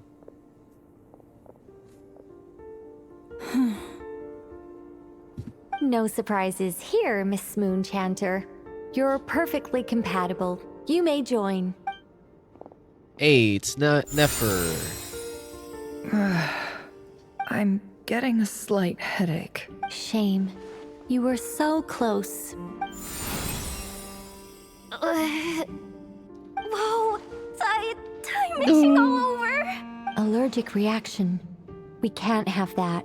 Huh? I know. Well, are you gonna start a what? The Hexen Circle is an organization that cares for and protects children. We will not have them do dangerous things. Not even tests. Nah. Hmm? Inefa? Is something the matter? The candidates have to be human. I guess that rules me out too. Huh. Everyone except the Moonchanter got beaten. Guess I don't need to feel so bad after all. I mean, Looks like this isn't gonna be as easy as we thought. Perhaps I could ask for volunteers among the Frost Moon Scions. I'll see about talking to some trusted Lightkeeper colleagues. Itlua springs to mind. In fact, I think we had some former Frost Moon Scions join our ranks recently. Can you give me the scientific explanation for how the test works? I can probably make some kind of test bot. Then we can just zip through Nasha Town, going up to people and pressing a button to check their status. Wouldn't that be way easier? No. Wow! No elaboration for once. How about I contact the Knights of Favonia's garrison in the Wave Chaser plane? Shame that Lohan's already left. That guy's even tougher than I am. Strange. The moon goddess is clearly revered by many people. So why is she on the brink of disappearing? She mentioned that the world has rejected her from the very beginning. And when we fought the Raikir of Salnari, it seemed like she exhausted her power for our sake. Also, Paimon's not sure revered is the right word for how people feel about her. Gratitude, certainly. For my part, anyway. It's basic reciprocity. She helped us, so she deserves our help in return. Yeah. Even though she looked like she didn't care, she still saved a ton of people, including me. A review of the relevant data leads me to conclude that Miss Columbina is a good person. Yep, you bet! They really think so? I'm super surprised that Columbina isn't her actual name, though. I think it really suits her. It's light and graceful and... yeah, just a really pretty name. I know, right? Unfortunately, that's not our decision to make. Columbina. That was the code name the Fatui gave me. But it also came up in the song I heard when I was born. But... is that really all there is to it? What do I truly think of my own name? Is there anyone left who will still call me by that name? She told me to pick whichever name took my fancy. Why did I pick Columbina? Maybe because I felt that she never wanted to become Kutar and be worshipped as the god. Moon Prayer Night is getting closer by the day. We're running out of time. We need to look for other candidates. Then allow me to try. Hey, came in clutch, Arlecchino. Huh? What are you doing here? She came in clutch. You contacted your friends via the Adventurers Guild. Sandrone has been keeping an eye out for something like that, so she informed me. Since I have the ability to accommodate a moon marrow, I should prove to be a suitable candidate. Okay, so what hell not? Arlecchino. When can we begin? I see. We can begin right away. Okay. How was it? Did you feel any discomfort? Not at all. Then it seems we shan't need to look for additional candidates after all. Great! Cool. All right, like Paimon said, the rest of us can take turns making sure the three of them stay warm and comfy. Then, my job is to take care of the caretakers. I will ensure everyone receives food and accommodation. Well, let's do this. No time to waste. I'm ready as well. Hey.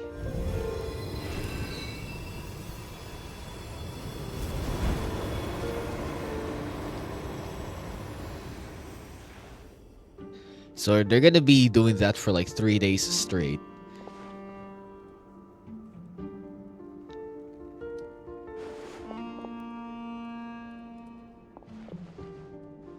Damn, look at Paimon. He's just out there.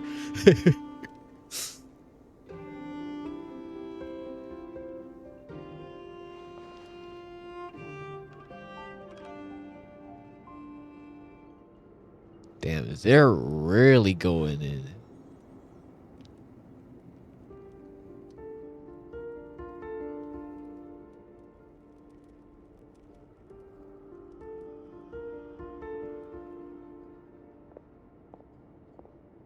The work is done.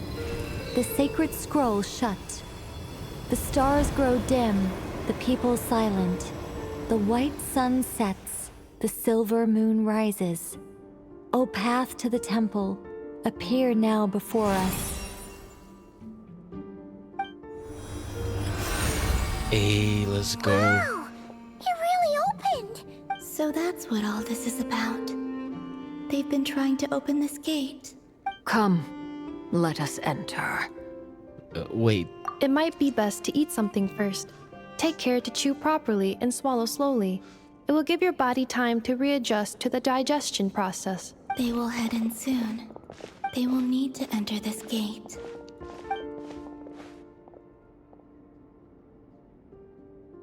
Can she actually enter?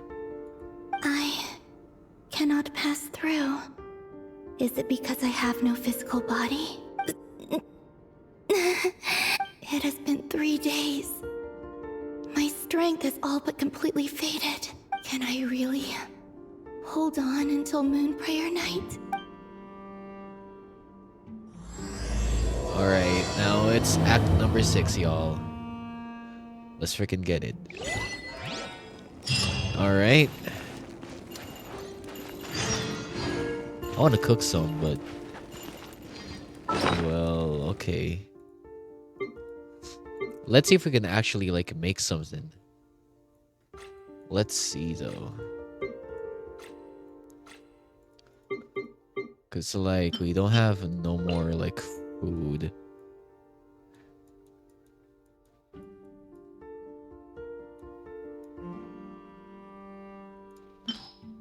I think that one would do. Probably.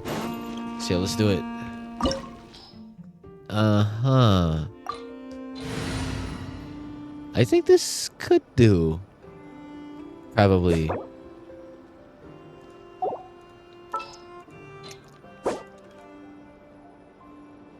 So...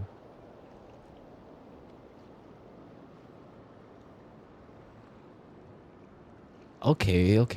So I think we're pretty much good. I think we're pretty much good for now. Let's do it though. Let's do it. Alright. Let's enter this space, y'all.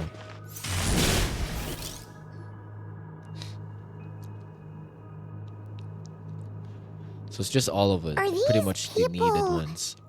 Judging by their clothes, they appear to be phantom Hyperboreans from the distant past. That could mean they have some clues about the moon goddess's name, right? Yep. Most probably.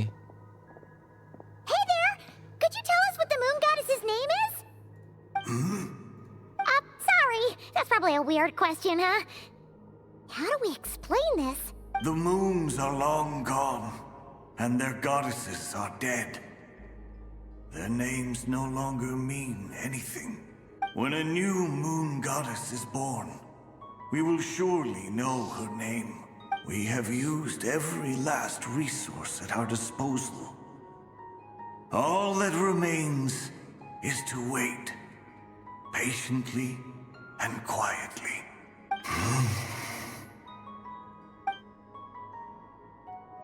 Okay. Were the people of the past all this devout? It looks like this phantom doesn't intend to converse with us any further. Surely the new moon goddess he speaks of must be Columbina. Alas, Kutar's birth came long after the age in which he lived. Salvation did not come. But, maybe if we find a phantom from a more recent age, they might know Columbina's real name. True. Keep an eye out. We should be able to tell which era they're from by the clothes they wear. Nicole? Nothing to say on the matter? Yeah, you've been pretty talkative this whole time. What changed? Oh, nothing. I'm fine. You all make good points. When the Hyperboreans speak of moon goddesses, they mean the 3 from truly ancient times. I can't imagine they would know anything about our current moon goddess. There once was a time when the moon goddesses blessed them greatly and protected them from harm. So, when the war between the gods and dragons plunged the world into chaos, it seems they looked once more to the moons for help, praying for a new goddess to be born. Yeah, that checks out. Alright. Let's continue on. Who knows what else we may discover. All right, let's see what's up to here. Let's see what we up to. There's a door blocking this path. Not a problem. Try this.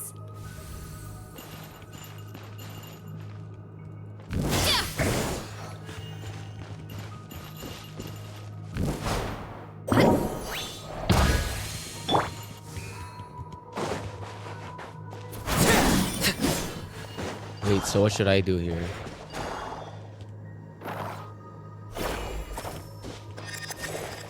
How did that door suddenly collapse?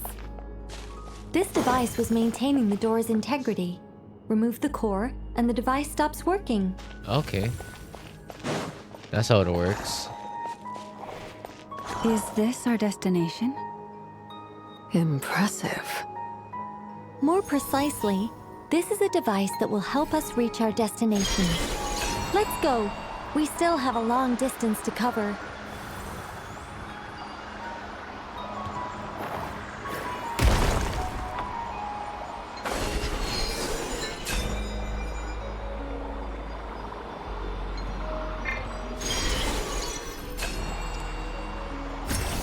All right, now what do we have here?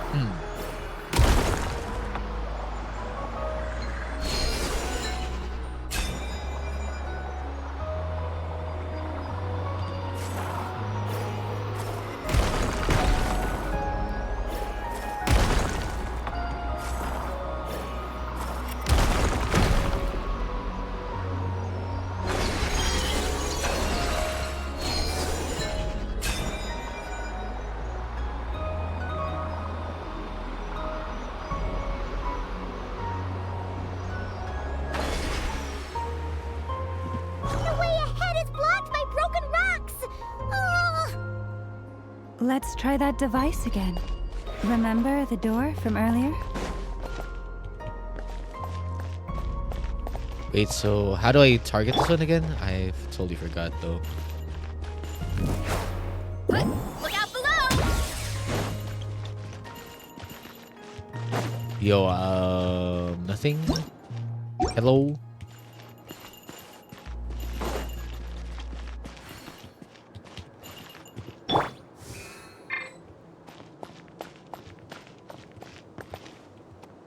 Hello? What's going on here?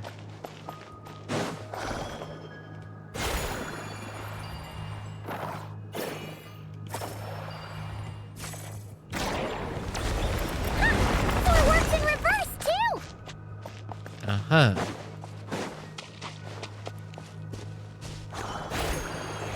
The humans we see are all phantoms, but the monsters are real. What a fascinating place. There'll be plenty of time to admire it later.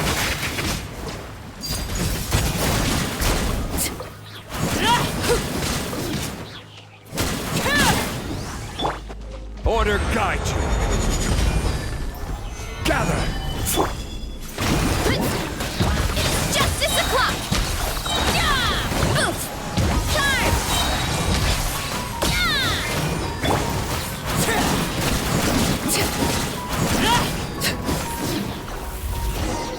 There you go. Now let's see what's up here. Ooh, there's a whole bunch of artwork in here. Seems pretty old. Nicole, this is probably your area of expertise. What do all these paintings mean? Let me see. To understand these murals requires some knowledge of the history surrounding the War of Funerary Flame. I shared a little of this with Lauma before.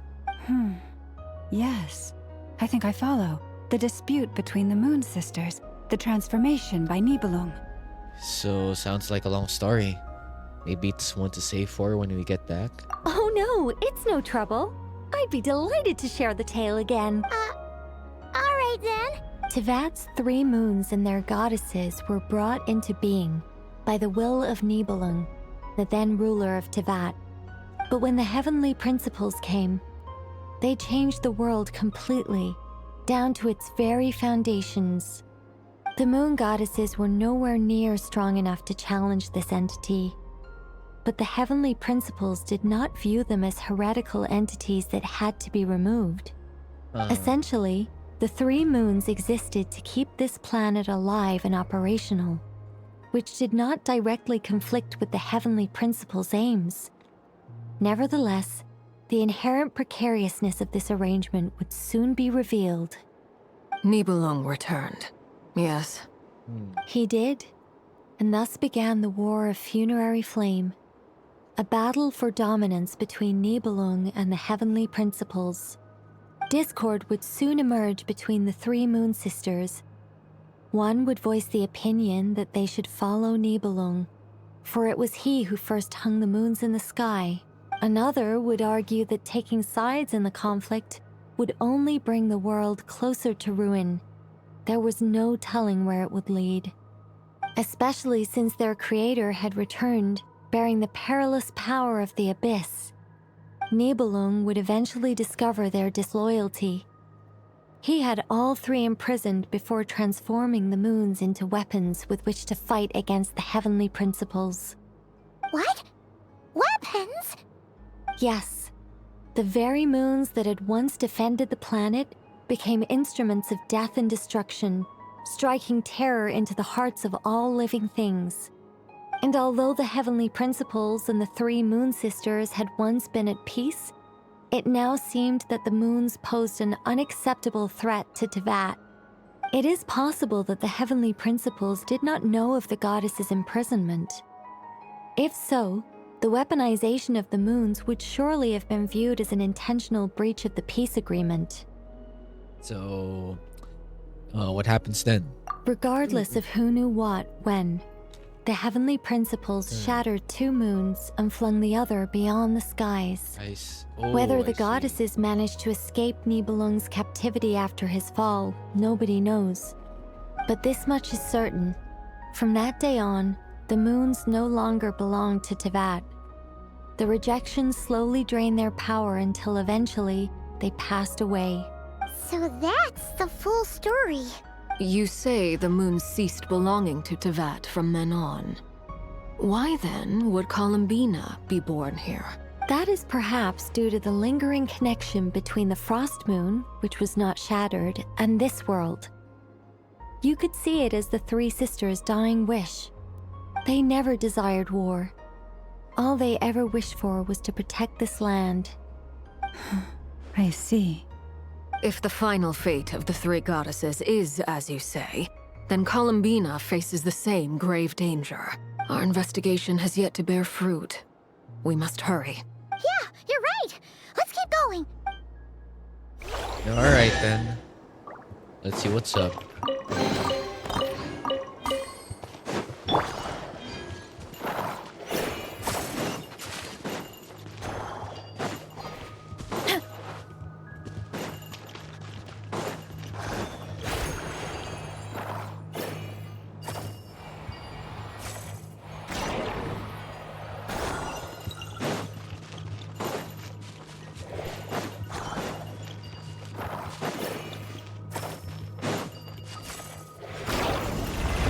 I guess that works.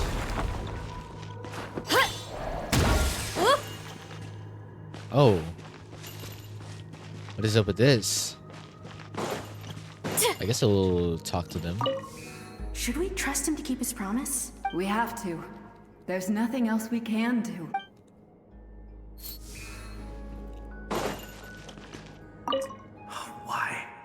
Why do the creators of this world no longer show mercy upon their people? Remember his words. We must change our fate with our own hands. Wait, that's odd. Who is he? Is something wrong? No, not really. It's just that over 30 possibilities emerged in my head, so I can't be sure who he is. It's been too long. My memory isn't as sharp as it once was. Okay. 30. Wow. Impressive.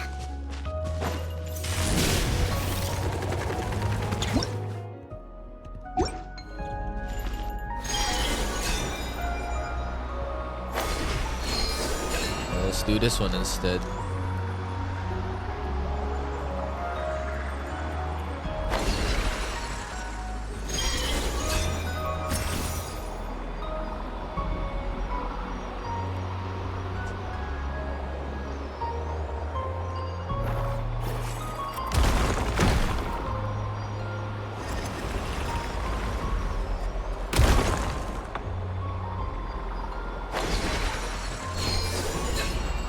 Hey, yup.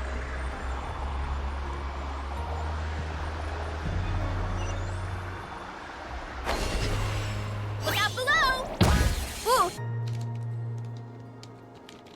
We're finally here. Guessing we'll need to activate this thing? Indeed. I was a little worried about that at first, but as we got closer, I sensed that the Kuvaki within it flows unimpeded. It should be functioning normally. The only issue is how to activate it. It's looking a little worse for wear. What about the cores from some of the other devices we've seen? Can we repair it using those? In all likelihood, yes. I imagine that would have been the Hyperborean's backup plan. Let's look for some cores. Alright, okay. So... Sell this, right?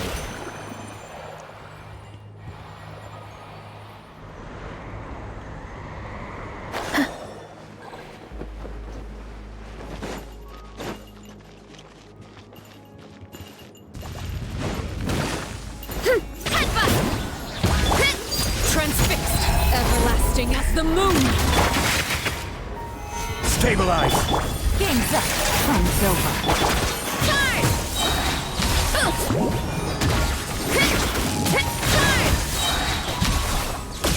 I will have order! Nice, nice, nice.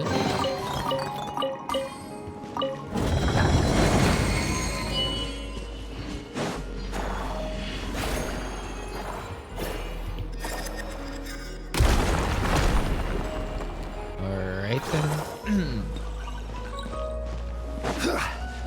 So now I think we should put it there.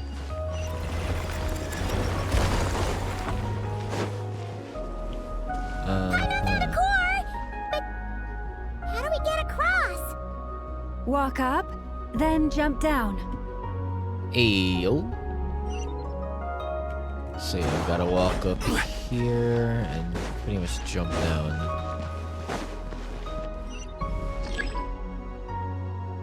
Enter Kuvaki and down.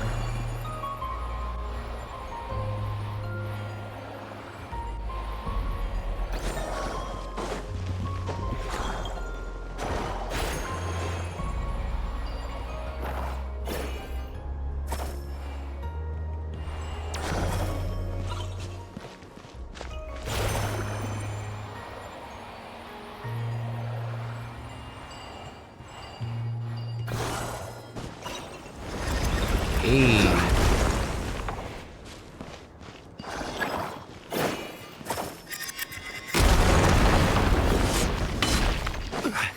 That should be enough cores. Let's head back.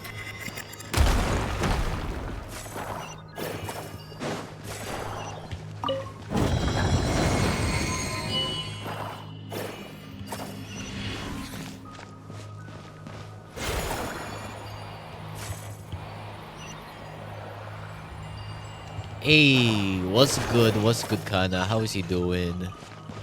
How is he doing? I'm currently just going through the quest as per usual. So, yeah, I hope your day's been doing good. The device is up and running. It's hard to believe that the ancients were capable of constructing such things. Seize our destination! It's right up ahead! Yes, let's go. Me doing good. I just touched grass today. Hey, let's go. While me, on the other hand, I just literally came back, you know, back from pretty much back to my place near work. So, yeah, the days of like working is inevitable.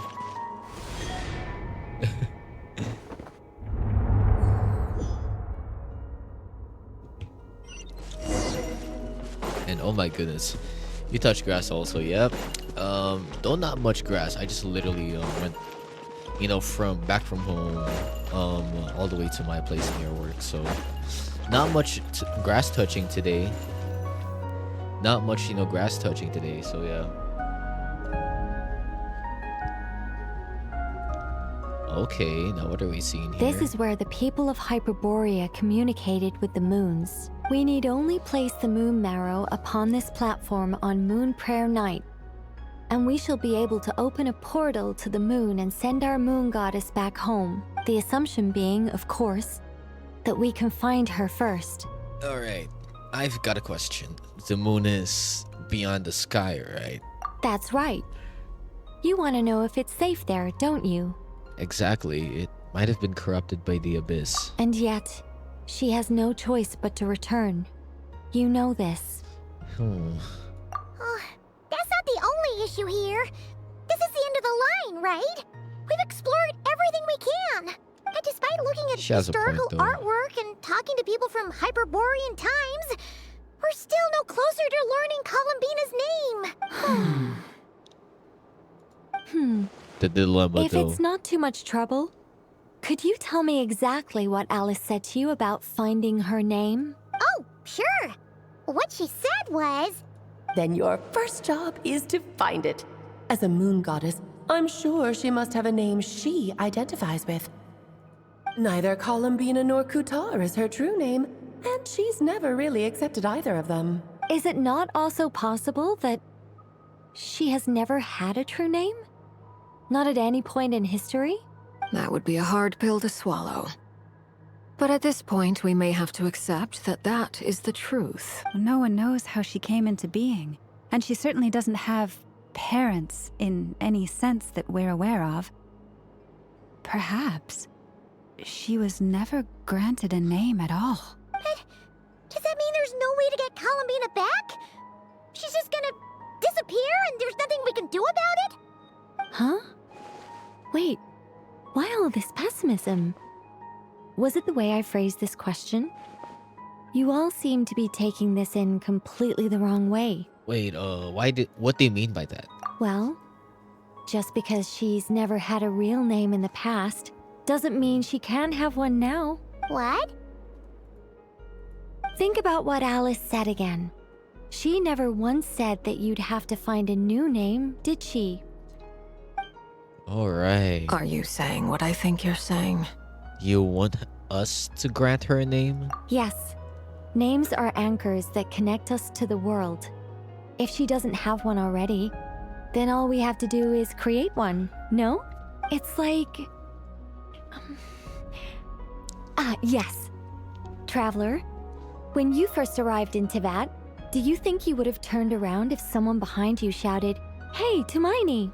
No, I wouldn't. But what about now? I understand what you mean. Life is a long journey.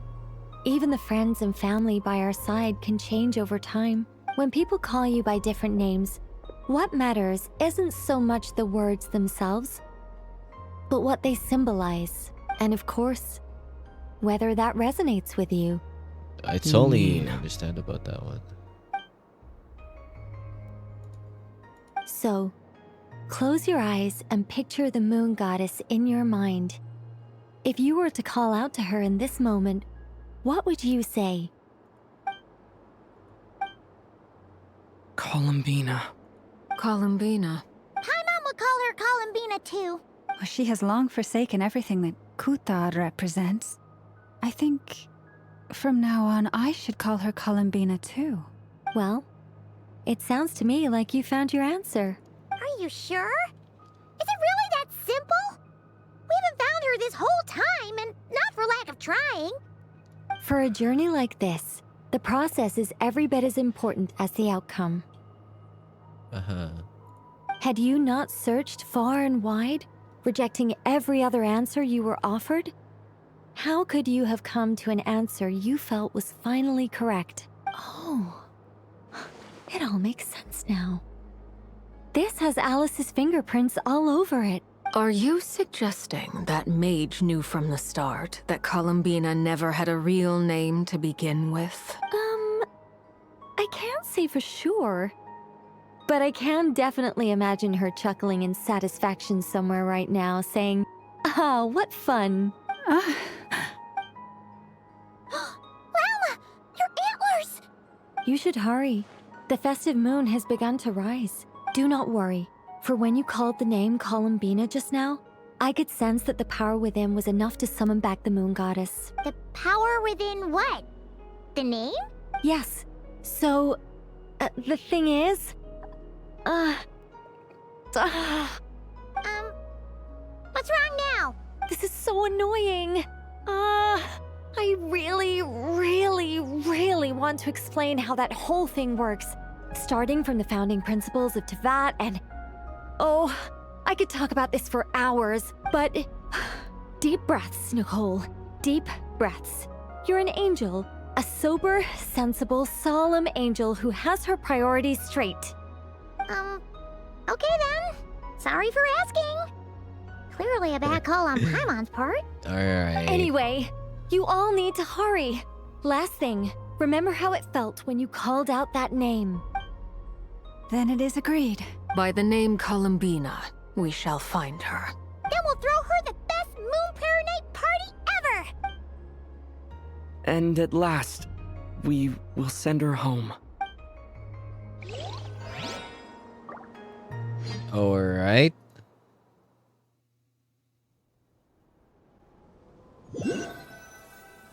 Hopefully in that area that I pretty much know. Can barely move anymore. My consciousness is fading away. Have they come back out? I'd love to see them one more time.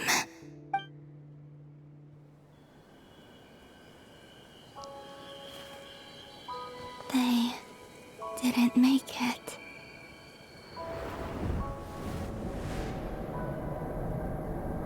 Could you tell me your name? My name is... Columbina!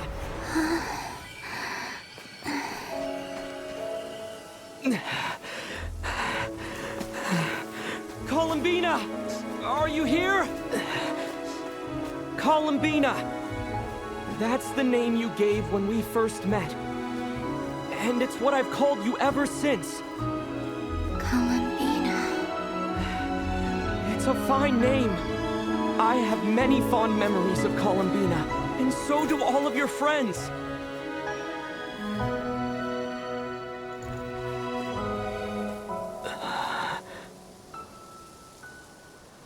If you like this name...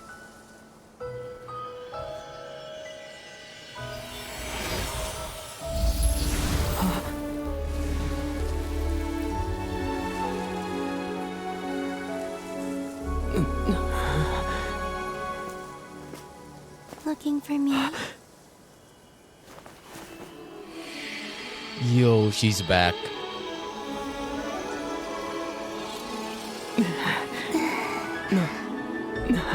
I like it.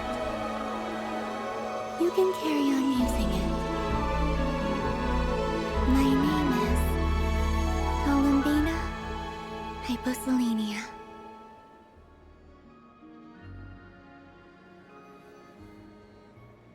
Columbina Hyposelenia.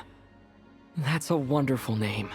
I never thought that Columbina would become my real name, but after I met you and my other friends, the things that this name stood for slowly began to change.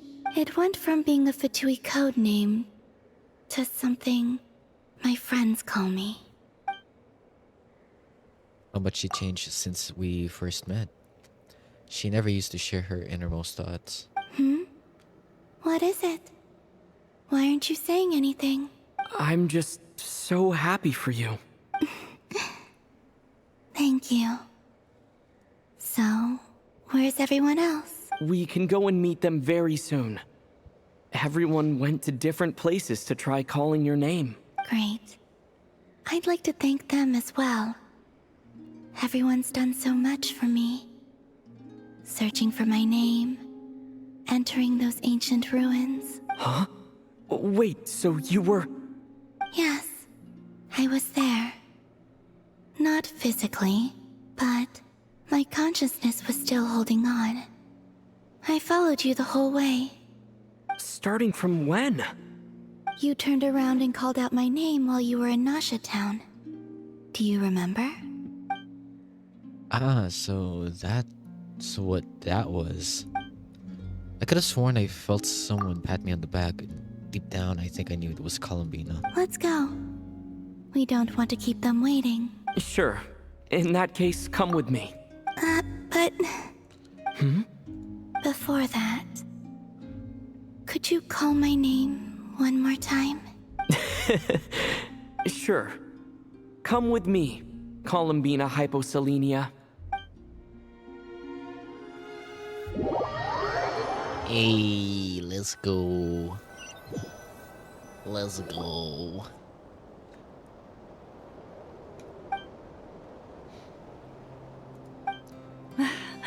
Columbina. Oh, this truly is wonderful. Llama, I can't breathe. Ha-ha! Just in time for Moon Prayer Night. It's good to have you back, Miss Columbina. Yeah, we were worried sick. Thank you, my friends. With your help, I now have a name that belongs to me. Columbina Hyposelenia. Where's the second half from? You added it yourself? That's right. It means... Born beneath the moon. Yes. And by extension, it can also mean born beneath this world. A fine name. Now, as much as it pains me to interrupt this beautiful reunion, I feel obliged to remind you that the Moon Prayer Night celebrations in Nasha Town have already begun. Don't you want to enjoy the festivities? There's so much to see and do. And some of the ambient lighting and entertainments were sponsored by the kind souls in the Hexen Circle. Nicole? Why have you turned into Dodoko? So you're Miss Nicole. Thank you for helping us, and for helping me find my name. It's nice to finally hear your voice. You're quite welcome. Guiding lost people to hidden treasure is what we Seelie do. And if you ask me, spiritual treasures are far more precious than material ones. Chests are all well and good, but this was what it's all about. Oh, so satisfying. Anyway, I had to go help Alice. It seems like she ran into some trouble. That's why I couldn't be here in person. But don't worry, we're with you in spirit. We'll be celebrating right along with you. Keep an eye out for the Hexen Circle's festive stalls in Nasha Town. I think you'll like what we came up with. Alice said she even managed to rope B in this time. The Frost Moon Scions have also prepared various attractions. I believe Aino and Effa and their crew are setting things up as we speak. On that note, Nefer, about that request I made. It's all in hand. Yehoda is on site to ensure that everything goes off without a hitch. Wonderful. In that case, Traveler? Got it. Come on, Columbina. It's time to celebrate the best Moon Prayer Night ever. Ayo, cutscene, question mark. Cutscene, question mark.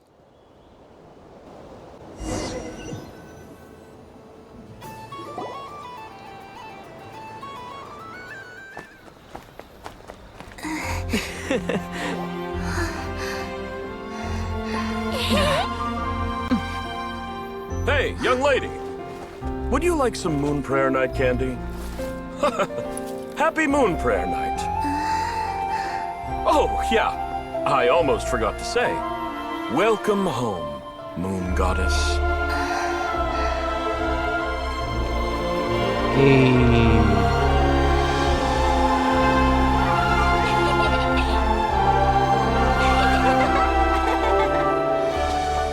Welcome home, Moon Goddess. Welcome home, Moon Goddess. Welcome home, Moon Goddess. Turning Nasha Town into her home is a festive gift.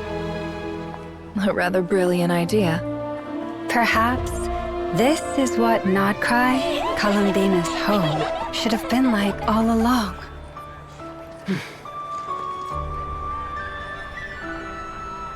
Thank you for the gift. I like it a lot.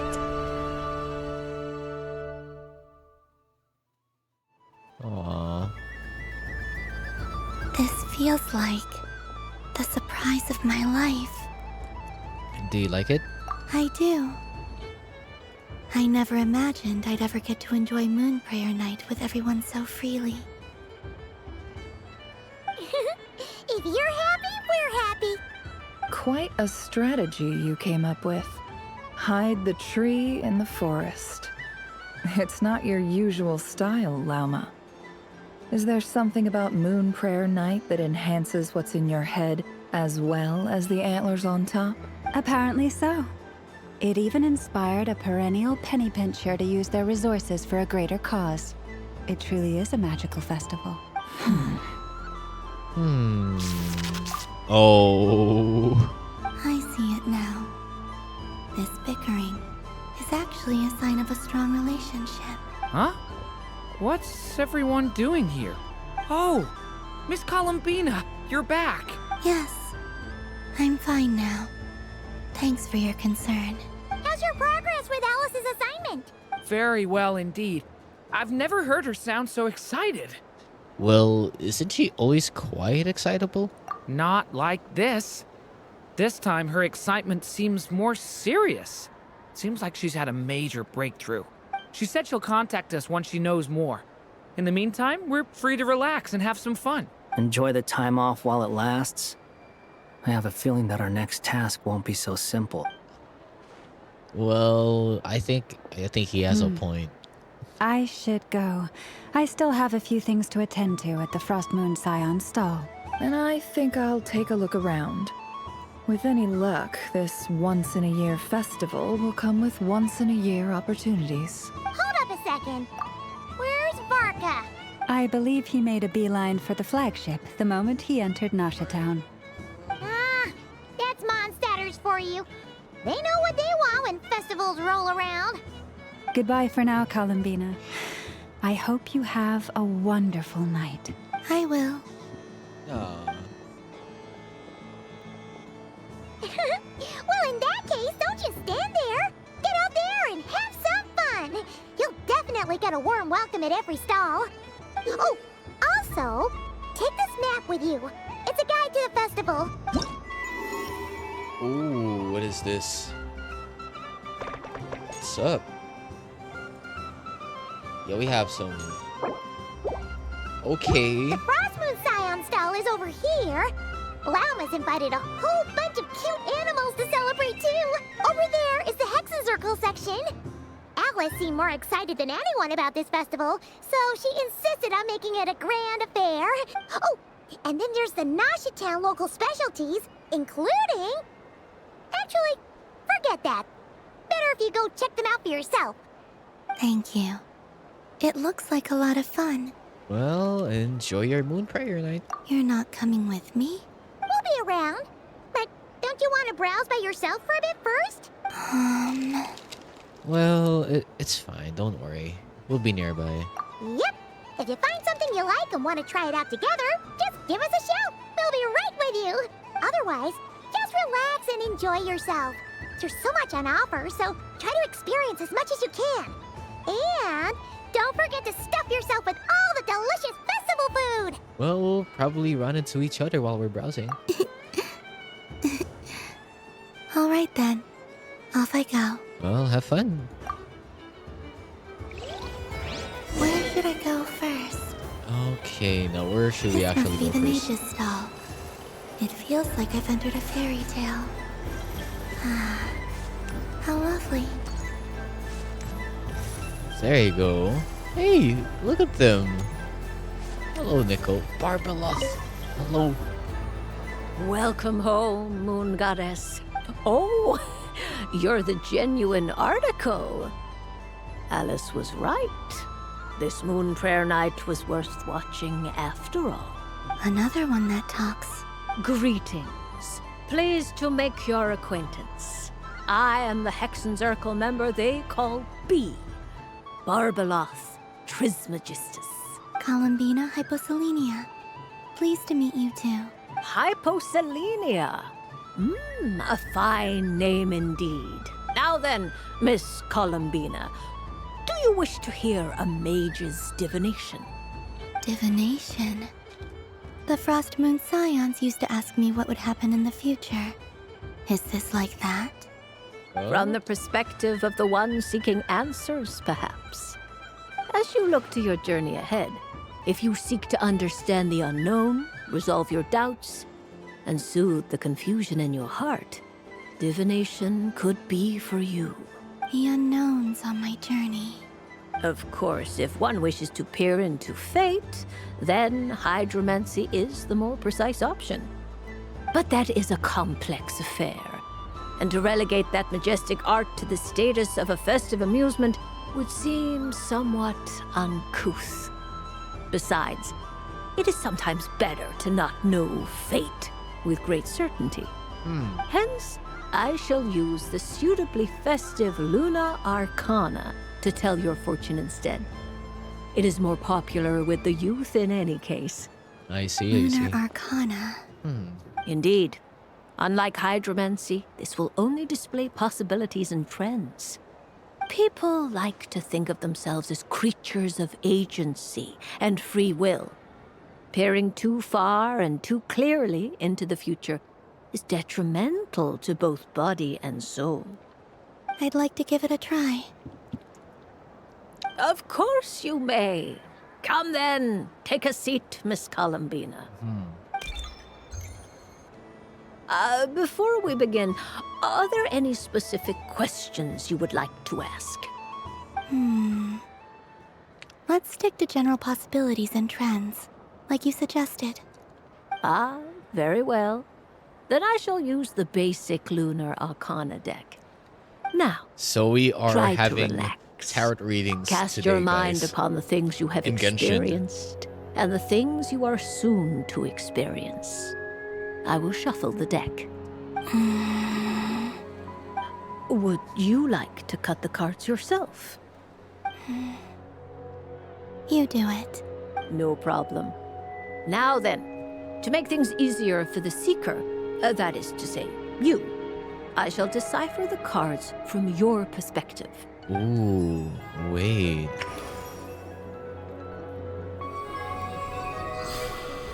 Hold on. Please, draw the first Lunar Arcana. This represents destiny and is the foundation for the divination as a whole.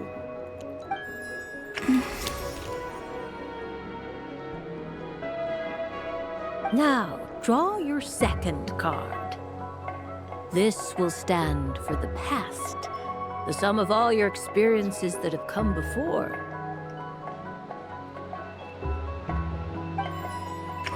And now the third Arcana. This is the present. This Your is kind of like interpretation of the yo. current This moment. is kind of like a tarot reading too. Oh, what is this? Yo, what? Yo, we are having tarot readings in Genshin though.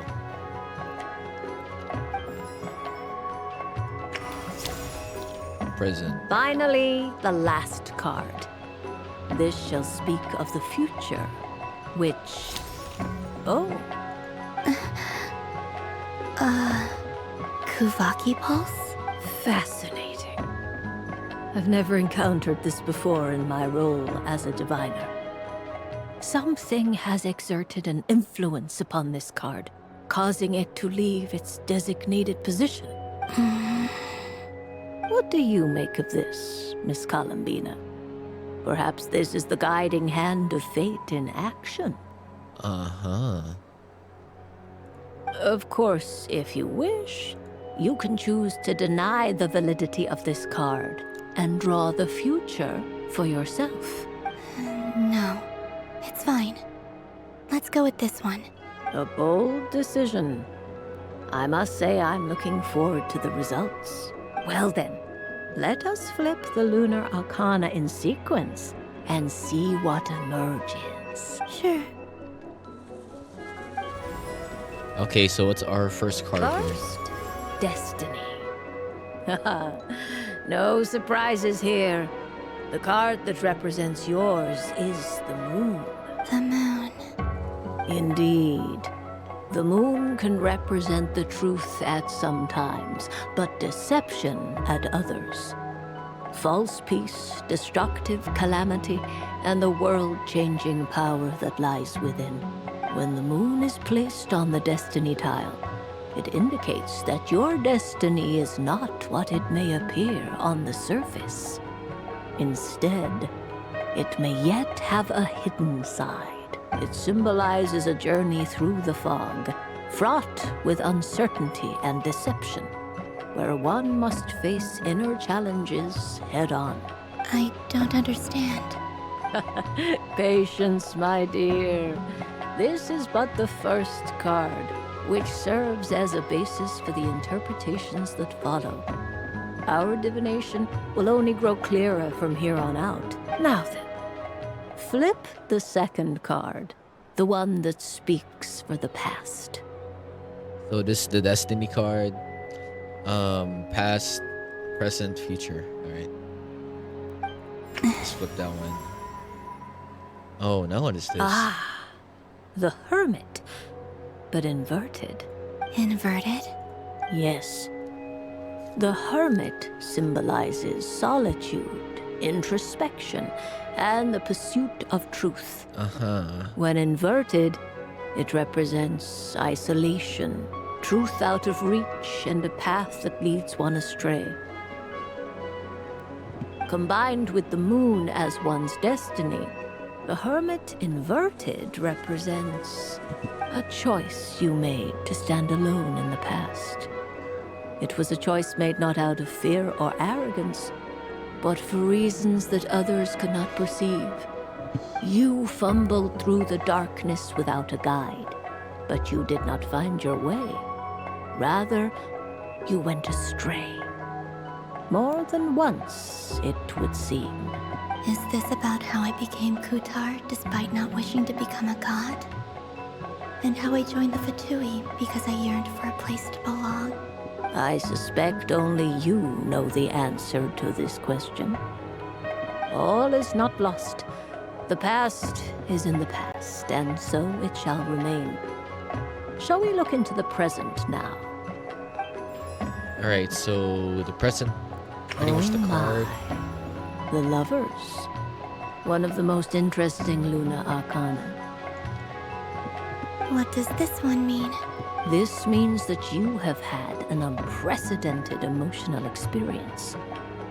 The joy of finding your soul becoming intertwined with that of another.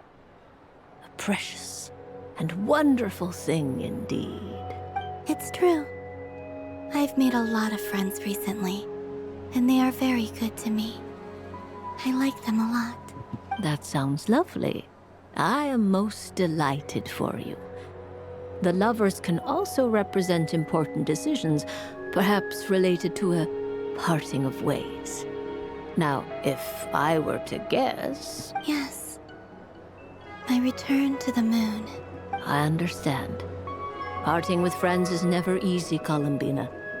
But rest assured, this is not the end of your journey. There is always another story waiting to be told. The future always lies ahead. The future. Well now, it's finally time to flip this most mysterious of cards. Why did it appear? And what does it wish to tell you? I'm ready. Very well. Flip this card and see what lies on the other side. Alright, let's see this. Oh. Oh. Miss Barbeloth? What is it? This card is death. That doesn't sound very good. It depends on how we interpret it. It is true that it can represent an agonizing death, a complete and utter end, but at the same time, It can also represent rebirth. That's one way to put it. Do not forget that your destiny card is the moon. That lends your future many different potential meanings. If death spells the end, is it unavoidable? As I have said, divination can only display general trends. It is a rough guide, but it does not show predetermined outcomes. Allow me to summarize it for you. In the past, you may have lost your way, but now you have gained new connections and new strength. You now face an important decision, one that may bring about a great change in what is yet to be. This change might, in turn, be the end of all things, or their beginning. But remember, everything is subject to change because of the moon present in your destiny. You must see the truth clearly and face your innermost thoughts. The truth. My innermost thoughts. Thank you, Miss Barbeloth. Don't mention it. Some people dislike divinations, for fear of glimpsing an ending to their story that they wish was not so. But I can see that you're different. The result of this divination will not sway your decision. This is a rare quality, and one that diviners always hope to see in the seeker. We are here merely to guide, not to exert undue influence. I understand. Go then and illuminate your future, Miss Columbina. The moonlight that shines from you now is most captivating.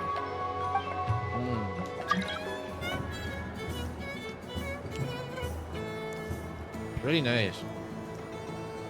Well, I guess we can start. I guess we can start just with this booth first. You know, with Farka. So yeah, let's pretty much do it first.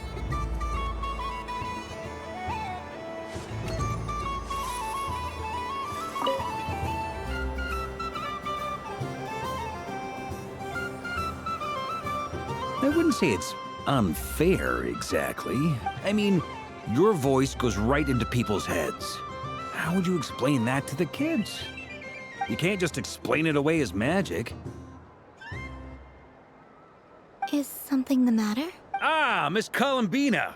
No, nothing you need to worry yourself about. Ah, impeccable timing. Stick around for a second, Miss Columbina. I need your input on something. This self-proclaimed Knight of Justice has yet to give me a satisfactory answer. I, for one, would like to hear your verdict on the matter. Okay, now what is it? Hey, now, I left the flagship just to help you out, Miss Nicole. What's going on? So Alice and I are both using long-range remote control spells that work on similar principles, allowing us to attend this festive fair in Dodeco form. Sorry, let me backtrack a little. While similar, there are some key differences.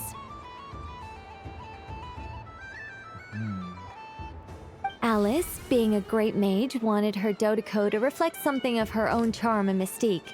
So she adjusted the way its tail moves when it spins around. An entirely gratuitous move, in my opinion. I hardly see how anyone is going to notice that. If anything, I'd say that anyone who stares intently enough at a Dodeco's tail to notice such a small detail is someone we ought to be highly concerned about. I only say this to emphasize that my question has nothing to do with tails. Now that we're clear on that, why is Alice's Dodeco permitted to interact directly with the children celebrating Moon Prayer Night, while mine is not? Your voice speaks directly into people's minds. See? Exactly what I said.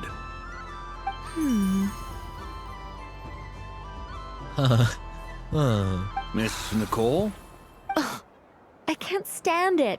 I know that probably makes me sound like a whiny child acting out in front of their parents. And it's a little embarrassing now that I think about it. But hey, I said it now, I can't take it back. That would be even more embarrassing. Also, don't go reading too much into that analogy. It was off the top of my head. I'm actually an awful lot older than either of you. Miss Nicole, are you saying that you'd like someone to play the game you've prepared? I'm not so invested in that. It's just something cobbled together using items I borrowed from Alice. She probably didn't even make them herself. The point is, I want to know everyone's thoughts after they receive their prizes. But as you've said, I can't just ask. Aww. I've been biting my lip for so long, and I've had no one to vent my frustrations on. I thought this was going to be a nice, straightforward festival where I'd get the chance to guide people to treasure. Well, can I play? I can't guarantee that I'll win a prize, but... You will? Aww. I'd like to try. Then what are we waiting for? Let the game begin! It's like they forgot I was ever here.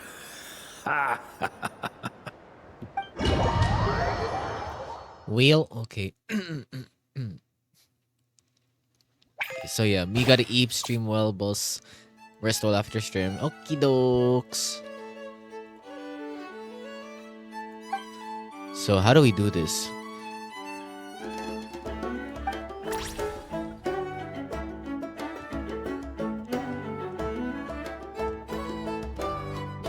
Bye-bye. Yo, let's freaking go, Kana. Thank you so much as well for the care package. Thank you. I'll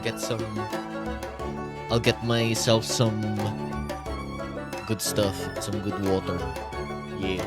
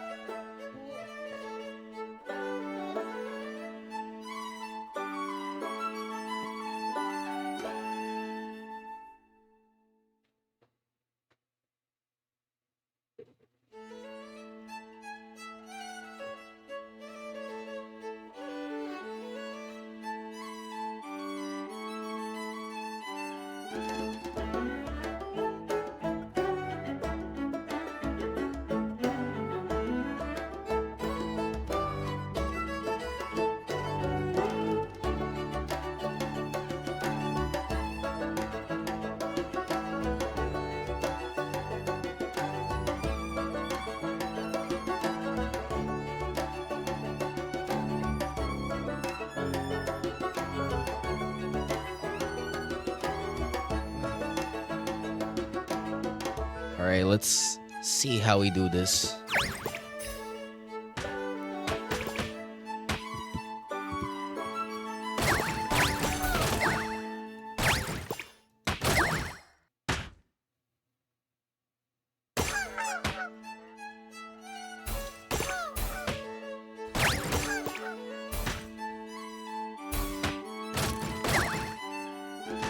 Okay, so that's how we do it.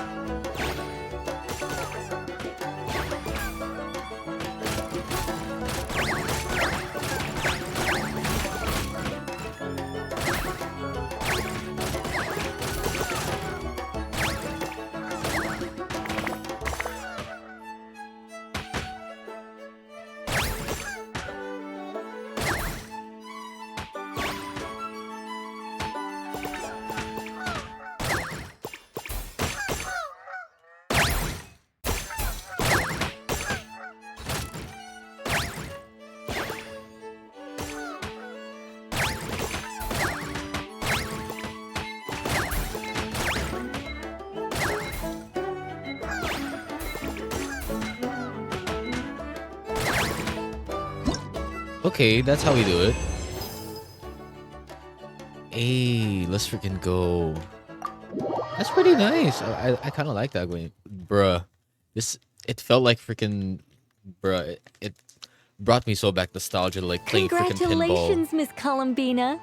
With your great wisdom, you have overcome every obstacle in your path and conquered the great challenge posed to you by fate. Fate? Well, something to that effect. If you'd prefer something more poetic, it could be the icy winds, or the dawn. Anything you like, really. You could even go with the challenge posed to you by Dodoko, if that's what you're into. Anyway, you can take or leave my suggestions. Moving on. All my hopes are now resting on this. Can I open it now? Stop teasing me. Please, I'm begging you. No more talk. Just open it. Wow. What a lovely sculpture. Classic and cute at the same time. Thank you, Miss Nicole. I'll always treasure it. There we go. Music to my ears. You have my sincerest gratitude, Miss Columbina. Thank you for sharing your precious time with me and fulfilling my wish. Don't mention it. You've all done much to help me. And still, I'm the one receiving all these gifts. Alright. Then one last for Alice. A soft and Yeah, we pretty furry much creature that we end the stream. bounces and jumps. Welcome home, Moon Goddess. This one talks, too. Allow me to introduce myself. I am a Dodoko from a distant archipelago, the most mischievous of all my Dodo brothers and Dodo sisters. When the going got tough, I powered through, and when I met obstacles, I boomed them away. That sounds like a lot of fun. Doesn't it just? Oh, but then the trouble started. Recently, I found a lovely beach, the same beautiful jelly color as my hometown, and so I dove in to have a look, only to find it overgrown with seagrass and nasty little spiky fish everywhere, looking to turn me into a Dodoko kebab. I made it back to shore by the skin of my teeth, but my tail was sorely hurt. Couldn't you just boom them away? Oh, I wanted to, believe me. But I've heard that you, Moon Goddess, can understand animal speech. The last thing I wanted was to cause a gigantic fuss and get taken to court by a school of spiky fish. I'd be driven out of these waters for good, and my winter holiday would be ruined. And so, dear Moon Goddess, I was wondering if you might lend me your allegiance. Are you roping me into a crime? Oh, let's call it a once-in-a-lifetime carefree adventure. Does that sound better? Bro. All the festival goers tonight are dressed up as the Moon Goddess. But there's nothing to say that the Moon Goddess can't disguise herself as a Dodoko, is there? Besides, this is your home. You should be free to be whoever you wish. I'm afraid I'm not well acquainted with Dodokos, Madam Mage. Oh, that's quite all right. We Dodokos are innocent, happy creatures with a free-spirited nature. Many, like myself, are mischievous troublemakers. Others are lazy souls who like nothing better than to lie down on a nice rock and take a nap. That's really nice, too. In our eyes, every creature who yearns for happiness and freedom is a Dodoko. But perhaps in yours, we Dodoko are a fluffier and more mischievous breed of Kuhenki. Uh-huh. Yes, that is a much easier image to follow. Oh, wonderful! Then let's play!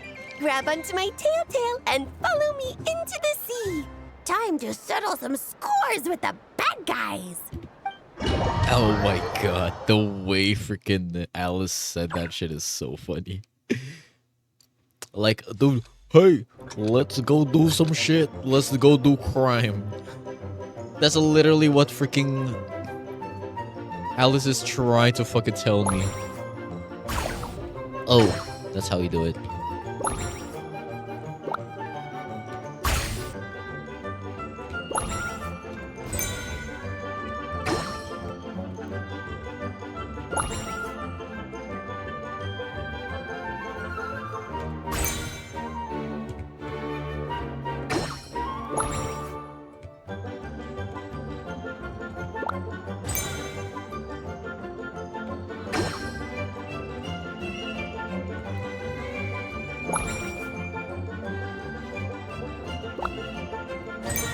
Hey, let's go. Bro, we are literally committing war crimes, man. What the fuck?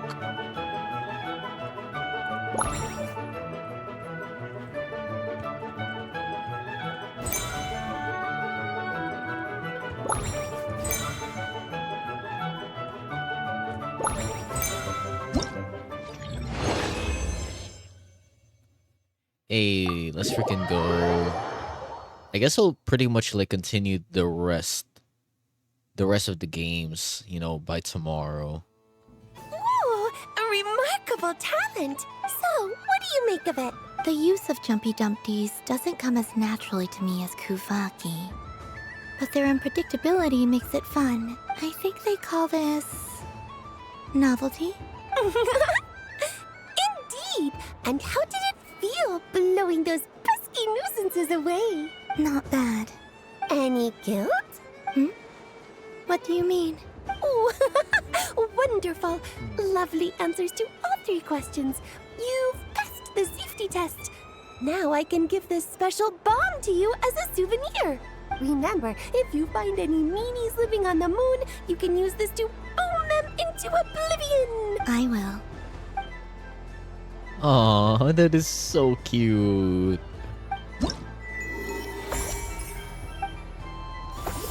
Yo, this is so cute. Oh my god. Alright,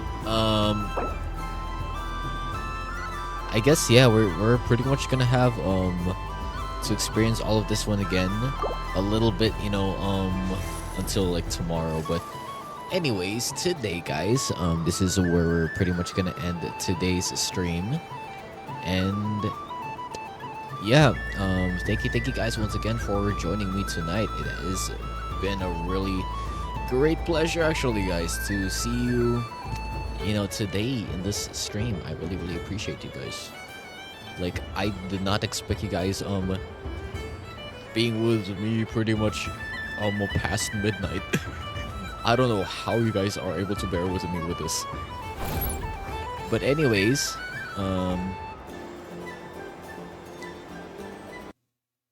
but yeah, today as we are gonna be ending today's stream, and first and foremost though, I want to thank a lot of you guys here who joined in on the stream. First and foremost, I want to thank Asokapion, Saltmine, Miksushi, Gonzo, Luca, Halos, Neil Jasper, Kosa, Faye for the follow. Thank you guys so much as well. And I also want to thank Kana actually, you know, for the 3 stream streak. Like, thank you so much as well. Like, I never really expected that we'd be out here, you know, doing pretty much streams like a little more consistent than I expected, and most of them are pretty scuff, I'm not gonna lie. Like, literally, dude. So, I'll just find someone to raid at the moment while we were but anyways, here's our raid message, guys. And here's for the subs, if you guys are currently subscribed to the channel, and more stream updates actually in my Discord server. I am trying my best to be more active in my Discord server, so if you guys want to join in my Discord server, here you go, guys. Go ahead and join my server as well. So yeah, without further ado, let's see who we can raid at the moment. I probably think we could probably raid Fuyu. Oh shit, I was dude, okay, well, why was I out here doing this? But yeah, I think yeah, we can raid Fuyu probably.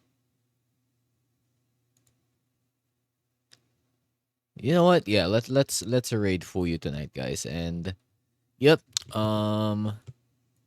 I guess I'll see you guys again tomorrow, since I also announced in the server that uh that I'll be having a wave of like Genshin streams tonight as well as tomorrow. So if you guys, have some time to drop by as well, I really really appreciate it. And I'll see you guys again tomorrow. So yeah, peace out guys, and bye-bye for now. Peace out. Yeah. Hold on. I'll actually start seeing if Fuyu is still streaming at the moment. And dude, she is streaming for like what, 9 hours. That is actually wild. But yeah, I'll see you guys again tomorrow. Peace out and bye-bye. Yeah. Bye-bye.